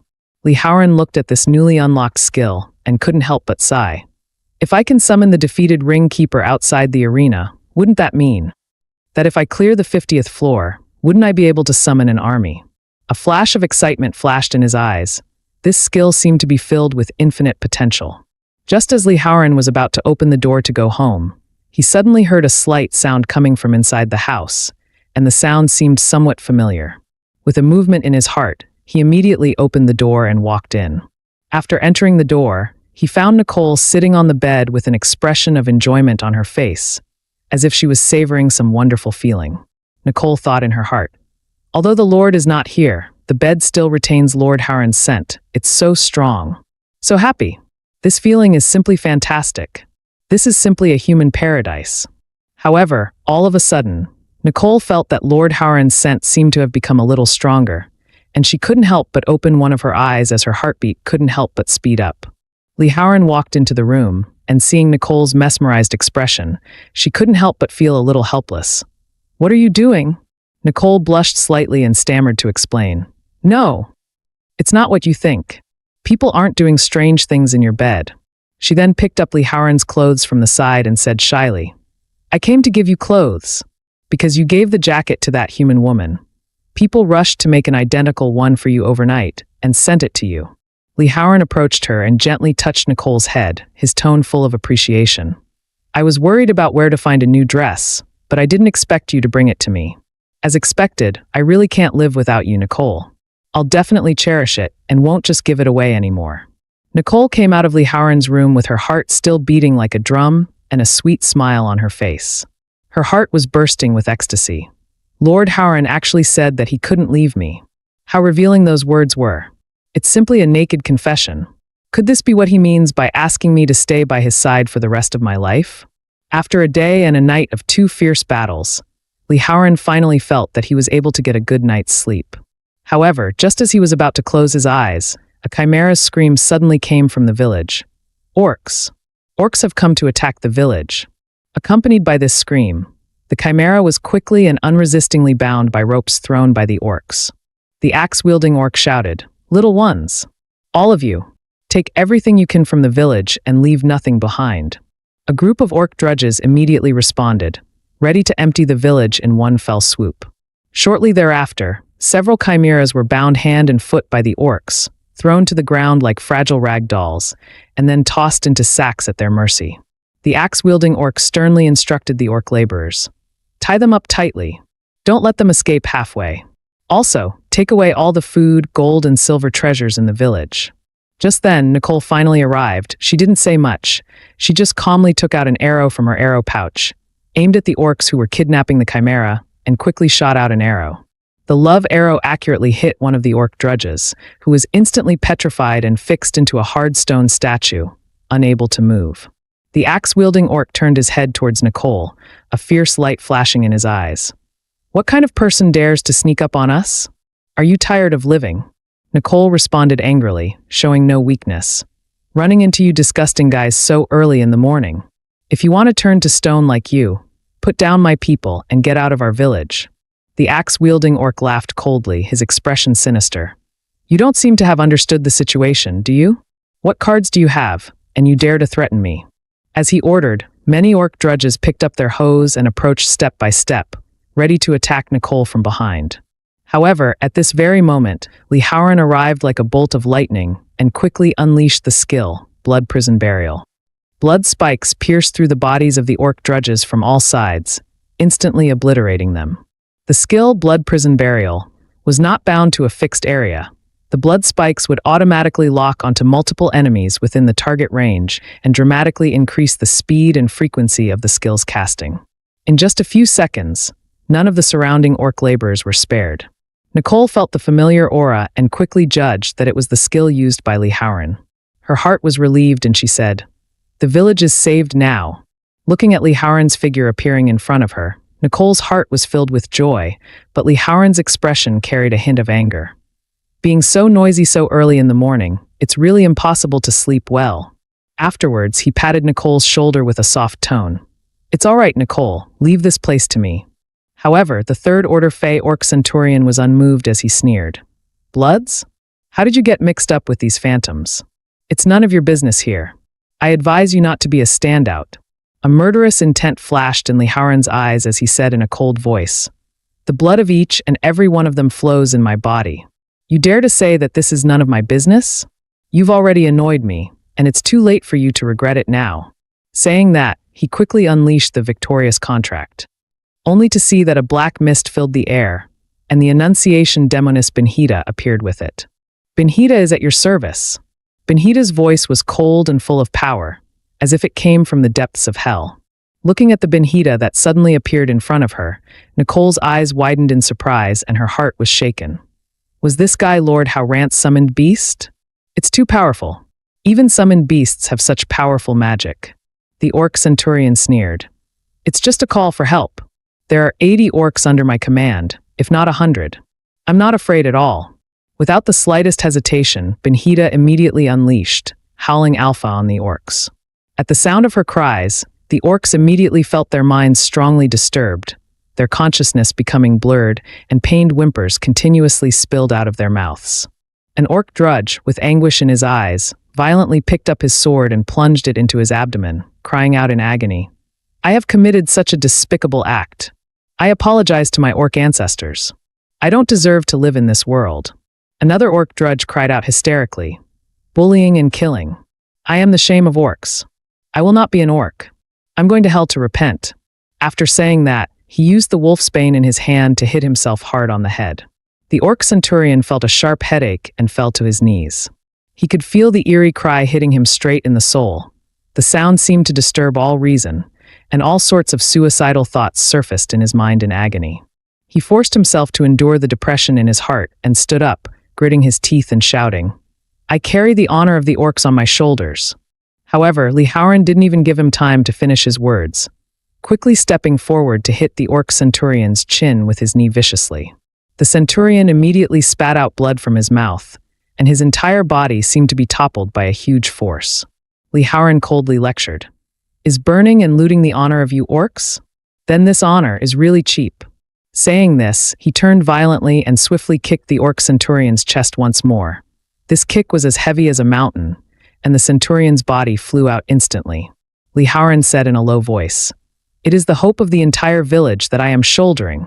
Lihauran's kick directly sent the orc centurion flying, and his body was kicked up into the air like a kite with broken strings, as if his destiny had been kicked away. Then, he quickly unleashed the skill Red Storm. Countless blood-red bats swooped in from the air, flying around the centurion and emitting ear-piercing screams. Surrounded by bats, the orc centurion's mouth was hardened as he shouted, "My defense is among the best, so with this group of bats, you won't be able to kill me. If it wasn't for that weird cry interfering, you wouldn't be my match at all." Lihauran frowned slightly, a coldness flashed in his eyes. "You brought so many orcs to attack the village, and now you want me to fight you alone? You are too naive." Benhita once again unleashed the skill, howling Beta. This time the cry was even heavier and full of oppression, directly impacting the orc centurion's mind. Undeterred, Nicole opened her arms and gathered her energy, casting her own skill, Love Light Bomb. Brilliant light erupted from her hands and shot towards the orc centurion. As the attacks continued, the orc centurion was almost completely in a state of despair as one attack after another hit him. When all the attacks finally came to an end, the orc centurion was already bruised and battered, barely able to stand. The wounds all over his body were constantly oozing blood, looking incredibly wretched. Lihauran coldly looked at the fallen centurion and said indifferently, "To be soft on your enemy is to be cruel to yourself." He smiled contemptuously and turned around to unleash the skill, Blood Prison Burial. In an instant, the orc centurion's entire body was pierced by blood thorns, blood splattered everywhere, and his body collapsed helplessly. As Lihauran turned around and prepared to leave, he said coldly, "Take advantage of your weakness. That's the law of combat."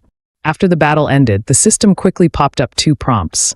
"Leveling up, you have gained 5 attribute points. Please distribute them." Lihauran easily turned to the surrounding chimeras and inquired, "All right, things have been resolved. Is everyone all right?" Nicole stepped forward with a grateful smile on her face. "Thanks to your intervention, the village didn't suffer much damage. The companion who was kidnapped only suffered some minor injuries. Not a big deal." The other chimeras spoke up. "Those bastards shouldn't dare to harass our village again from now on, right? Lord Howran is just too powerful. The way he beat up the orcs was so cool. He has done so much for our village. How should we repay him?" Lihauran walked towards Benhita and nodded slightly. "Thanks to your cries, the orcs cleared up so easily. Benhita, this is the first time I've summoned you, and you've done well." When Benhita heard this, his cheeks flushed slightly and he whispered, "It is an honor for my subordinate to serve you. As long as it is something you command, my subordinate will do his best." Lihauran said in a deep voice, "Since that's the case, then come with me. I have an important mission that needs you." Lihauran led Benhita to the woods and then started sucking her blood without hesitation. A trace of shock flashed through Benhita's eyes, but soon her expression became relaxed, even with a hint of enjoyment. Obviously, you tortured me like that with a cucumber only last night. Why are you biting my neck now? She said half-jokingly. The important task you mentioned, is it to fulfill this fetish of yours? Although it's a bit painful, but since it's your order, then I'll stick to it. System note. Benhita's favorability has increased to 50%. The daily quest has been completed. Your attributes have been boosted with +1 spiritual strength. After sucking blood, Lee Howran wiped his mouth and calmly explained, "This is not a special fetish. As a Blood Clan member, I need to suck the blood of the opposite sex every day to stay alive. This is very important to me." Lee Howran looked at Benhita, who was bent over, panting heavily, and asked with concern, "Why don't you look quite right? It shouldn't be anemia, right?" Benhita forced herself to endure the discomfort and said softly, "Ever since I fought with you yesterday, my body has become abnormally sensitive, and every time I see you, the scene of you defeating me in the arena will come to my mind. Just now, you were so intimate with me again, causing me to be a little. My body seems to be starting to go out of control. It's like it's going to convulse again." Seeing her in such pain, Benhita bowed his head and said, "My subordinate could no longer hold back. I was really out of control. Please forgive me, Lord Howran. My subordinate must retire." After Benhita disappeared, Lee Howran frowned slightly and muttered, "Is it really that sensitive?" At the Lotus Pond, Nicole was playing with the water and asked thoughtfully, "Lord Howran saved our village. How can I repay him?" Another chimera replied with a smile, "That's not easy. Of course it's to use your body to repay him. Using your body is the most sincere." Nicole bit her lower lip in some distress and whispered, "But Lord Howran only seems to be drunk on fighting, and he is surrounded by Benhita and that human team leader, both so beautiful. Besides, I have no experience in matters of men and women." She wondered in her mind, "Can I really satisfy His Excellency with this appearance?" The succubus let out a sultry laugh. "Please, seducing men is Succubus 101. You're just too innocent, too restrained." She leaned in, her voice honeyed with mischief. "But I've got a little trick, something that'll make Lord Howran utterly obsessed with you." Before Nicole could respond, the succubus snapped her fingers, and the bath towel slipped from Nicole's body. Nicole's cheeks flushed. What do I do next?" Without a word, the succubus pressed her palm against Nicole's shoulder. Instantly, a glowing sigil ignited across her skin, burning with a faint violet flame. "You may have superior combat talent, better than most of your kin. But only with this mark, are you truly a succubus." Meanwhile, on the other side of the city, Lee Howran was pushing himself to the brink. Sweat dripped from his skin as he trained, muscles straining, mana pulsing violently. The cost of the Victor's Pact spell was massive. He needed to increase his magical threshold before it overwhelmed him in battle. He knew one thing for sure. If he wanted to keep the Victor's Pact stable, he'd have to ramp up his mental stat. As for strength and stamina, those would have to be maintained through sheer, brutal training. Just then, the door creaked open. Nicole stepped quietly into his room. Draped in nothing but a nearly transparent bathrobe, she smiled seductively. "Lord Howran, I finally figured out how I should repay you." Lee Howran raised an eyebrow, curious. What could possibly make her this excited? But the moment his chiseled physique came into view, his sculpted frame, taut muscles, Nicole's succubus instincts exploded to the surface. Her robe slipped down unconsciously, exposing her smooth shoulders and collarbone. Howran blinked, confused. What the hell is she trying to do? Then he spotted it. That strange, glowing sigil seared onto her skin. A system prompt flashed in his mind. Status. Lust mark detected. Anti-resistance threshold reached. Effect successfully neutralized. Meanwhile, the succubus who'd placed the mark gasped in horror. Damn it! I forgot the most important part. If the lust mark fails to charm the target, the backlash will. Lord Howran is the blood demon god. There's no way my lust mark could truly charm him, the succubus muttered, her face pale with dread. Now what? How do I fix this mess? Sure enough, Nicole's body began to burn from within. A wave of heat coursed through her veins, and her mind filled with unspeakable, sultry fantasies. Watching her flushed cheeks and dazed eyes, Lee Howran instantly understood what was happening, and what she wanted. But seeing her in this barely conscious state, his brows furrowed. He hesitated, unsure if he should even respond to her longing. Yet Nicole leaned closer, her voice soft, breathy, laced with desire. It's okay, you can do anything you want of me. And so the night ignited into flames. One wild, unrestrained battle between them lasted until dawn broke over the horizon.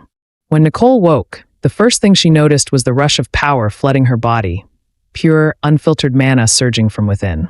I've never felt anything like this before. My power, it's evolving. It's breaking through. Her eyes widened in disbelief. Could it be? Was it because of what happened with Lord Howren last night? Does he really have that kind of miraculous effect? Her cheeks flushed deeper as memories of the night returned, wild, relentless, overwhelming.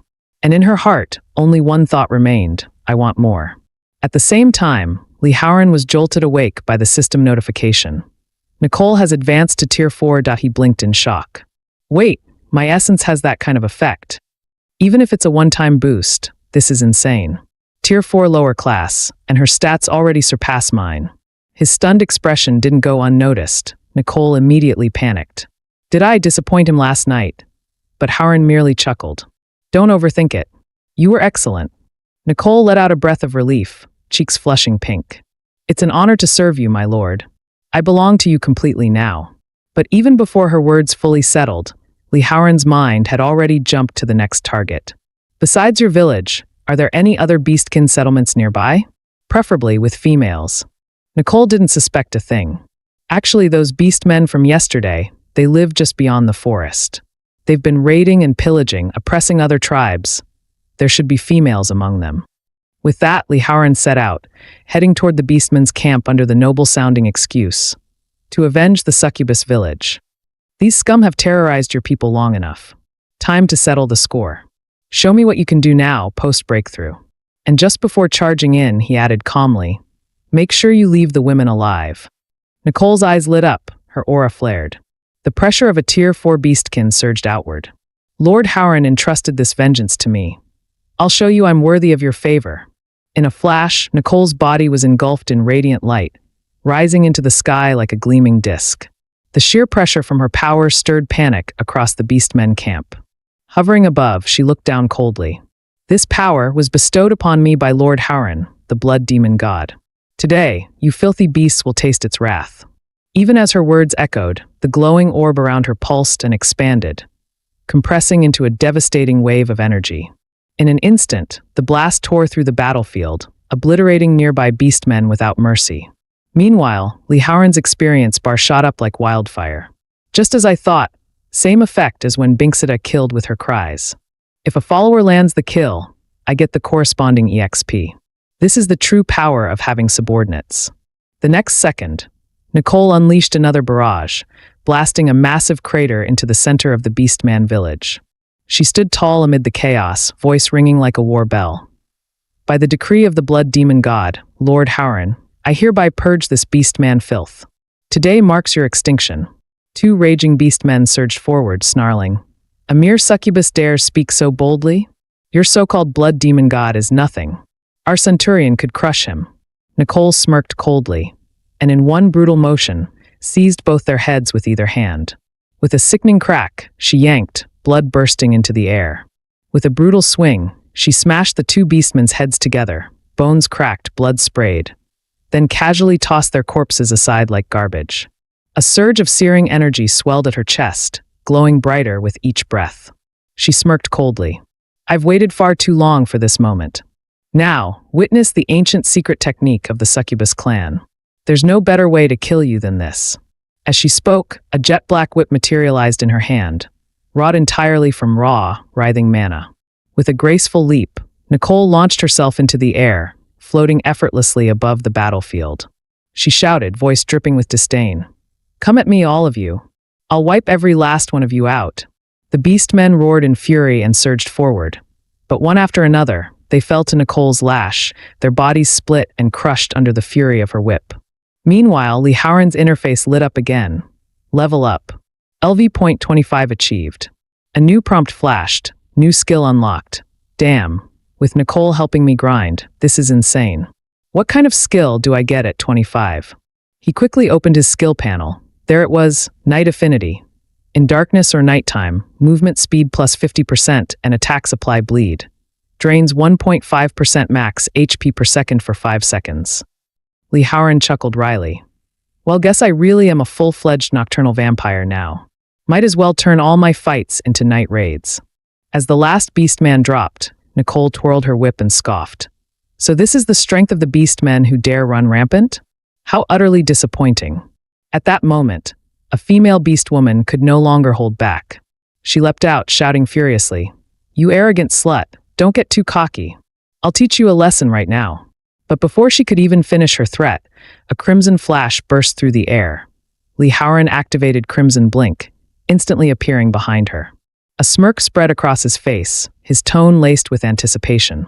"Finally, I've been waiting for you." Without hesitation, he sank his teeth into her neck, drinking deep. System prompt chimed, daily task complete, strength +1. After the carnage, Nicole had slain 178 beastmen and captured 30 female beastkin, an overwhelming victory. Lee Howran nodded with satisfaction. "Excellent work. After your Tier 4 breakthrough, your power's on a whole new level."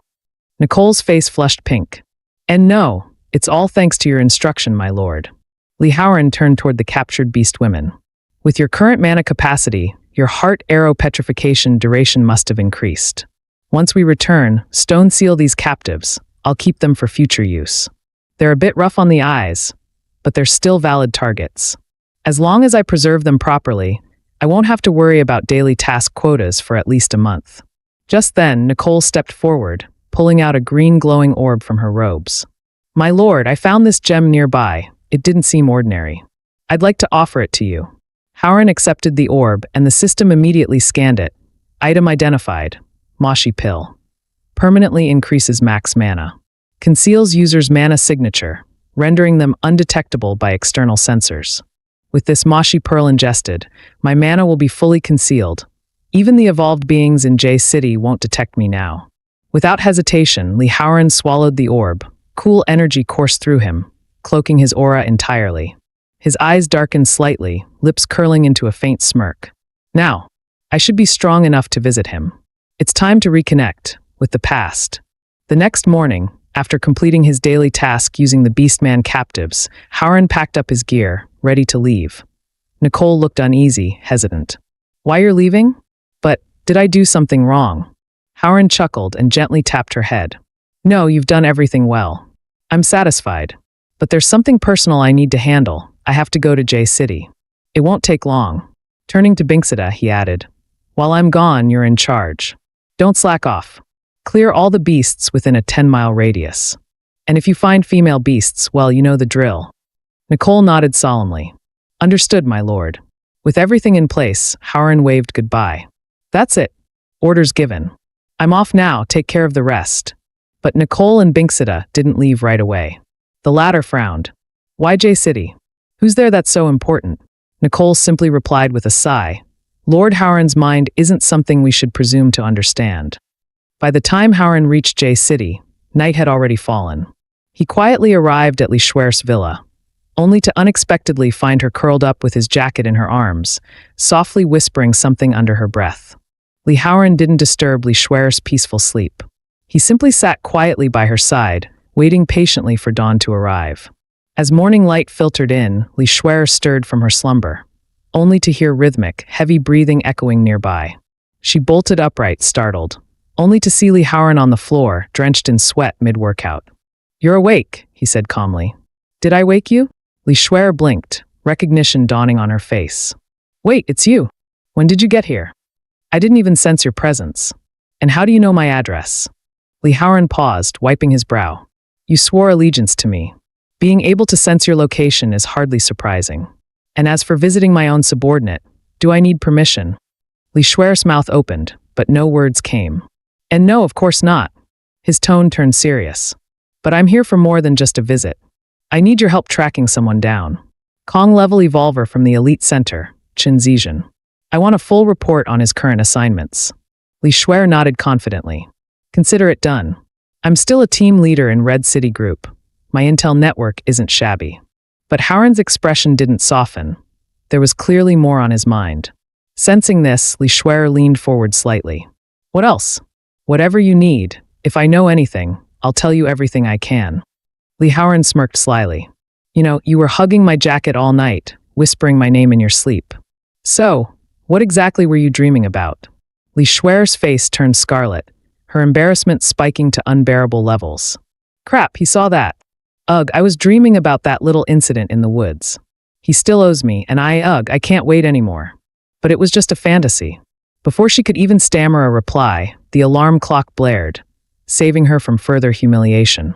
She sprang out of bed like a startled cat. Oh no, I'm going to be late. I need to get to work. I'll get the info you asked for after my shift, I promise. Li Haoran watched her scramble out, lips curling into an amused smile. Judging by that reaction, that dream must have been quite something. Dressed and flustered, Li Shuer rushed into the parking lot, still cursing herself. God, he saw me like that. How am I ever supposed to look him in the eye again? He's definitely laughing his ass off back there. Humiliating, absolutely humiliating. Just as she was drowning in her self-inflicted shame spiral, a voice called out from behind. Li Shuer, team leader Li. Wait, I have something I'd like to ask you. The man who approached was none other than the Elite Center's young master, Yu Wu, a legendary ranked evolver. His voice was like ice. A few days ago, there was an anomalous mana explosion in the outskirts. You remember, don't you? My younger brother, Yu Wen, and his partner were sent to investigate. But both were killed, and my brother's corpse was thrown onto the roof of the Elite Center's headquarters like a deliberate provocation. His eyes locked onto Li Shuer like daggers. I heard your team was there too. Yu Wen was a gold-class evolver and still died. Yet you all walked away unharmed. Don't you think that's suspicious? Li Shuer's expression darkened. What's that supposed to mean? You think we set him up? You're accusing me of murder now. She clenched her fists internally. Damn, even Yu Wu showed up in person. This is getting serious. The man beside Yu Wu, Wang Meng, sneered. Young master, there's no need to waste words. A woman like her won't talk unless we loosen her tongue with our fists. In the blink of an eye, Wang Meng lunged toward her. His punch blazed like a meteor, flame-burst fist, his signature move. Li Shuer's eyes narrowed. She raised a hand. Ice rapidly condensed into a thick barrier before her. So this is how the Elite Center operates, she snapped. You think a legendary evolver gives you license to run wild? This is Red City headquarters. The entire building's filled with our people. If you want to fight, I'll give you one. Yu Wu raised a hand to stop Wang Meng, offering a faint, seemingly polite smile. Team leader Li, don't misunderstand. My subordinate's just like my late brother. Hot-headed but soft-hearted deep down. We're not here to accuse you. We simply want to know, what did you really see that day? Any clues about my brother, or that beast? Li Shuer's eyes narrowed slightly. Her tone remained calm. When I arrived, all I found was a pile of bones. No beast. No signs of anything else.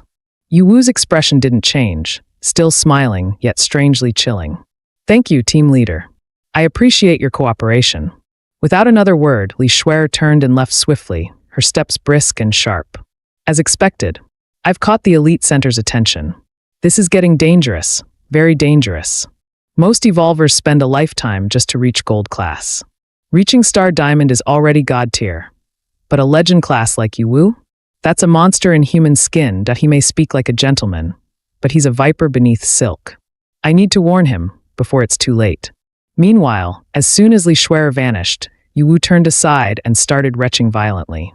He clutched his stomach in visible agony. Ugh, her haircut asymmetrical. I nearly died from visual nausea. Regaining his composure, his voice turned ice cold. Wang Meng, go find her 2 teammates. If even a single word in their story doesn't match hers, kill all 3. They'll serve as my brother's funeral offerings. Meanwhile, Li Haoran was lounging at home, yet his EXP bar was climbing at a ridiculous speed. In a blink, he hit level 27. He chuckled. Looks like Nicole and Binksita haven't been slacking off. Sure, higher levels need more EXP, but as long as I keep recruiting followers, this leveling curve won't stop anytime soon. As if on cue, a system notification popped up. New title acquired Battlefield Commander. All follower attributes plus 10%.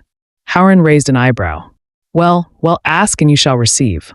This is way better than that lame Undead Slayer title. Just then, Li Shuer returned, lugging a hefty box into the room. Your intel request handled. Chen Zizhen's team is leaving the city tonight at 10 p.m. for a classified mission. There are 8 members, all steel tier. I've gathered everything: mission details, member profiles, skill sets, home addresses, contact numbers. This is as much as I could dig up. Li Haoran flipped through the documents, amused. You sure you're not flexing? You practically brought me their household registry and kindergarten photos. Still impressive. You saved me a lot of trouble. A soft chime rang in the system, affection level, plus 69%. Blushing slightly, Li Shuer averted her gaze. It was just a small favor. Don't think I'll get all giddy just because you're praising me. Haoran laughed. You really are the queen of contradictions. Then he glanced at the box she carried. So, what's in there? Shuer quickly popped open the lid. Inside were rows of gleaming enhancement potions, sealed upgrade scrolls, and even a few rare material cores. Li Shuer smiled faintly. There's also a full set of high-grade equipment in here. All of it is my gift to you. Li Haoran raised a brow at the lavish contents. Isn't this a bit too extravagant? This whole set must have cost a fortune. I don't have that kind of money, and why are you giving me all this for nothing? Her expression softened, voice low and earnest. You've already drawn attention from the elite center, and your opponent is a legend-class evolver. I just hope these weapons and potions might help you when you truly need it. Before she could finish, Haoran stepped forward and pulled her tightly into his arms. The next second, he kissed her, firmly, dominantly, without hesitation. Li Shuer froze, eyes wide in disbelief. He stole my first kiss. Haoran smiled gently. Thank you. I'll accept your kindness. But now, there's something even more important I need to do. He activated his system's stealth feature, vanishing the visible traces of his gear. With time still left before the mission, he turned toward a different direction, J City First High School. He wanted to see his little sister, Xiaoyu. Standing quietly outside the school, he watched her through the window, diligent, focused, completely unaware. Even though you're so close, I still can't reveal myself to you, he thought. If I pull you into my world, it might destroy yours. In this brutal world of evolvers, weakness is a sin. Li Haoran's gaze hardened in the shadows. That's why I must grow stronger. Strong enough to stand proudly by your side. Meanwhile, in a classroom far away, Li Xiaoyu suddenly looked up, as if sensing something. But there was nothing, just an empty sky. Still, for some reason, tears began to roll down her cheeks. Out in the desolate wilderness, Chen Zizhen effortlessly completed the mission objective, cutting down his target in a single swift blow. Mission's done, he said coolly. Pack up the White Bear Commander's gear. Strip whatever's salvageable. His teammates gave him a thumbs up, voices full of admiration. That was insane, Captain. Not even a Tier 3 commander could withstand your blade. You're totally ready for silver scale rank. But Chen Zizhen remained impatient. Enough with the flattery. Just wrap it up, I need sleep. Suddenly, a voice rang out behind them, cold and sharp as a blade. Sleep? You think you're going home tonight? Everyone jolted in alarm. From the shadows stepped Li Haoran, his eyes gleaming with menace. Anyone who wants to kiss his ass better hurry. After tonight, your chances are gone. Chen Zizhen's face twisted in disbelief. You're still alive. You took a direct hit from me. How the hell did you escape the Titan Python? That's impossible. Li Haoran's voice was icy, his gaze razor-sharp. Nothing in this world is impossible. Just like I never imagined someone could stab their own teammate without hesitation. His aura surged violently, suffocating and cold. I'm here to collect your life. Zhang Weimeng burst into laughter, eyes full of scorn. Have you lost your damn mind? You're not even an evolver, and you think you can kill a steel tier captain? Dressed like that. What is this, a Dracula cosplay? Back then, sacrificing you was a strategic decision. Nothing wrong with that. You were just too weak, deal with it. And you didn't even die, right? So what's the big deal now? You here just to be a nuisance. He pulled out a crumpled 200 yuan bill from his pocket. Here, take this as a personal compensation for your trauma. Let's just call it even, all right? Don't push your luck. But before the words left his lips, a gleaming sword streaked through the air, straight toward his face. In an instant, Zhang's head rolled clean off his shoulders, blood spraying like a fountain. Li Haoran sheathed his blade, eyes as cold as frost. I don't want your money. I want your life. Chen Zizhen's expression shifted drastically. No aura, no evolver signal. How did he just kill a steel tier in one strike? This makes no sense. Chen Zizhen's face turned grim. Zhang Weimeng must have been caught off guard. Everyone kill him. Avenge Weimeng. Lu Chen was the first to charge, sneering with disdain. You? Killing a steel tier? That was pure dumb luck. That luck won't save you twice. Die! With a roar, Lu Chen unleashed his full power strike, raw, unfiltered energy surging forth. In his eyes, Howren was already a pile of charred ash. But in the very next moment, bloodbath funeral erupted from Howren's body, vaporizing Lu Chen instantly. The air was thick with shock. The remaining team members froze in sheer horror. As the smoke slowly faded, the crimson glow in Li Howren's eyes only grew clearer and more terrifying that he wiped a speck of blood from his lips. So that's a full-powered attack from a mid-tier steel evolver? His voice dripped with arrogance.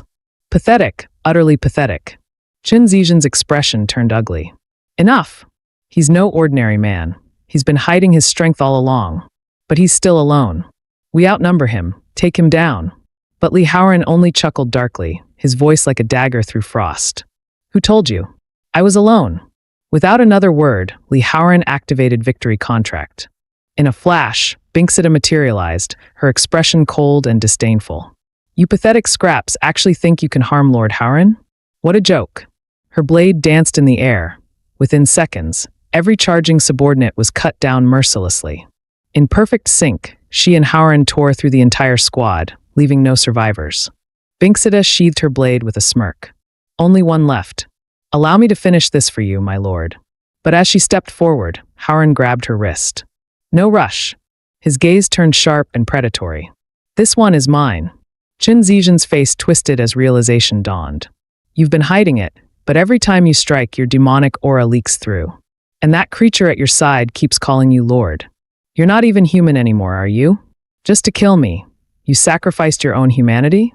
Your soul. Li Howren's voice dropped to a low snarl, eyes burning with rage. And who do you think forced me to this point? You think you have the right to judge me? Just then, Li Howren's gaze sharpened.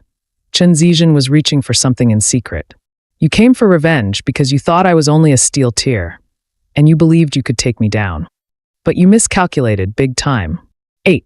With a twisted grin, Chen pulled out a glowing syringe and jammed it into his arm. This is a cutting-edge drug from the US, cost me a fortune. It unlocks full potential and forcibly pushes me past the tier ceiling. As his aura surged violently, he roared. I'm now at mid-silver scale level. You think you can still win? Keep dreaming. Li Howren merely frowned. Orange aura, so you did break through. But it's meaningless, especially at night. You still won't stand a chance. Chen sneered. Night or day doesn't matter. You don't understand how powerful I am now. Even a high silver scale couldn't keep up with my speed. You're dead meat. Li Howren didn't bother replying. He activated Night Affinity, vanishing into the shadows.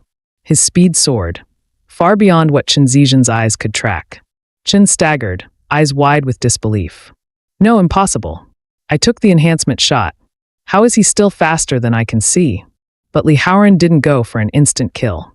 Instead, he launched a relentless flurry of ghost-like strikes, each one chipping away at Chen's willpower and breaking his rhythm, piece by piece. Just as Chen Zizhen's mental defenses began to collapse, Li Howren smirked darkly. Time to return the favor in kind. Watching from the side, Binksita narrowed her eyes. He clearly had multiple chances to finish him with a killing blow. But no, he's deliberately avoiding vital points. He's savoring the torment. Chen Zizhen roared in hysteria. Li Howren, come out, you coward. I won't lose to a piece of trash like you. He screamed like a madman. I'll kill you myself. Tear you apart with my own hands. But in the very next breath, a cold blade pierced clean through his back. Li Howren leaned in close, whispering coldly in his ear. An eye for an eye. I have a friend who's still hungry. Then, without mercy, he ripped the sword free, blood spraying like a fountain. Chen collapsed to the ground, writhing in agony. Bastard, just give me a quick death. But Li Howren casually pulled out a bottle of superior life potion, sneering. Oh, you wanted to kill me just now, and now you're begging for death. I'm not letting you off that easy. Without hesitation, he force-fed the potion down Chen's throat. Plus 500 HP restored. Without warning, Li Howren drove his sword straight through Chen Zizhen's right foot. The searing agony tore through his nerves. His scream was raw, primal, a sound only uttered by the truly broken. Howren sneered, voice low and cruel. I've got plenty of healing potions left. Every 5 seconds, I'll give you another stab, until you learn what true pain and despair really mean. And when I'm done, I'll throw you into the belly of the Titan Python. Let it digest you alive, piece by piece. Binksita, watching silently, thought to herself, just as I expected. He's not just executing vengeance, he's savoring it. That same look, that same sadistic thrill.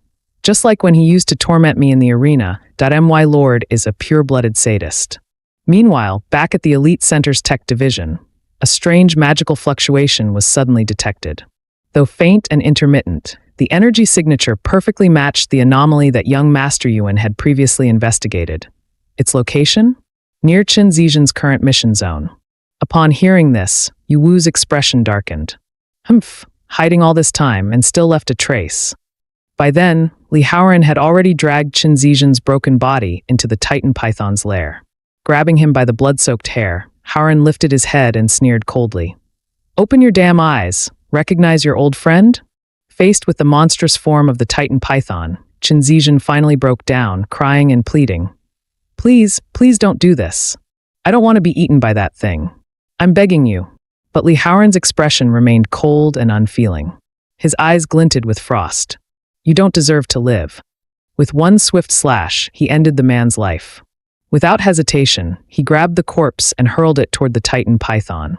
The massive serpent let out a low rumble, then lazily opened its gaping jaws and devoured the corpse in a single gulp. After feeding, the python slowly slithered away, its hulking body fading into the shadows. Li Haoran watched it leave, thinking aloud. So it doesn't see me or Binksita as a threat, probably because we carry the aura of beasts.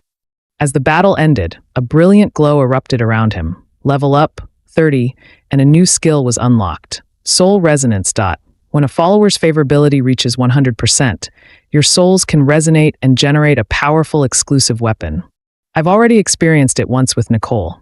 During the 10-minute Blood Peak phase, her gear Blood Blade Soul was insanely powerful. If every follower can resonate, my power ceiling will be limitless. Binksita's favorability is at 50%. Li Shuer's is 83%. Looks like I know where to focus next. But just then, alert. Danger detected. System warning. An extremely high-threat target is approaching at high speed. Immediate relocation advised. Sensing imminent danger, Li Haoran didn't dare delay. Binksita, cancel your summon. Hide now. Sure enough, not long after, a violent surge of pressure exploded in the air. Yu Wu had arrived. But all he saw was a barren clearing, utterly deserted. He frowned, scanning the area. Strange. I clearly sensed faint magical traces. And this blood trail, it ends right here. He slammed his fist into the dirt, fury boiling. Damn it! Where the hell did you go? You think you can just vanish into thin air? Right then, the Titan Python burst out from the shadows, fangs bared as it lunged toward Yu Wu. But Yu Wu dodged effortlessly, barely sparing it a glance. A mere Tier 5 beast dares interfere with me? TCH. I don't have time for filth like you. Yet, something about the serpent caught his eye. His gaze narrowed sharply. Wait, that face, it's not symmetrical. The left side, there was an extra horn protruding grotesquely. For someone with severe obsessive symmetry disorder, it was an unbearable sight. His expression twisted. Ugly freak, crawling around looking like that. Absolutely disgusting. I'm done with you. Meanwhile, in the prep room of the Blood Arena, Li Haoran finally exhaled in relief. If the system issued such an extreme danger warning, then it must have been the lunatic Shuer warned me about. Even with the Moxidin suppressing my demonic aura, combat mode still triggers leakage. Damn, he muttered to himself. Guess I'd better keep a low profile, at least until I become truly invincible. System notice. All external equipment has been temporarily disabled under arena rules. Please choose your designated battle weapon. Li Haoran had anticipated this. Once inside the arena, the only way out is to fight. Sure, Shuer's gifted gear is sealed off, but with my level 30 stats, I can still crush it. He quickly noticed that due to his upgraded level, the weapon pool now offered significantly better base stats. Offense-heavy, defense-based, agility-focused. There were plenty of specialized options. He grinned. Last time I got that absurd threaded cucumber with a special attribute. This time, there's gotta be something even spicier. Sure enough, one item caught his eye. Heart-spanking whip, special effect. On hit, both user and target enter an excited state, boosting their attack by 1%. Without hesitation, Li Haoran selected it. High risk, high reward. But if I dodge every blow, then only I get the buff. Perfect. Immediately, another system prompt appeared. Select Battle Bonus Perk. Option 1. Adventure's Gamble. Lose 50% of max HP instantly. If victorious, your loot value increases by 20%. The second bonus option. Good Buddy.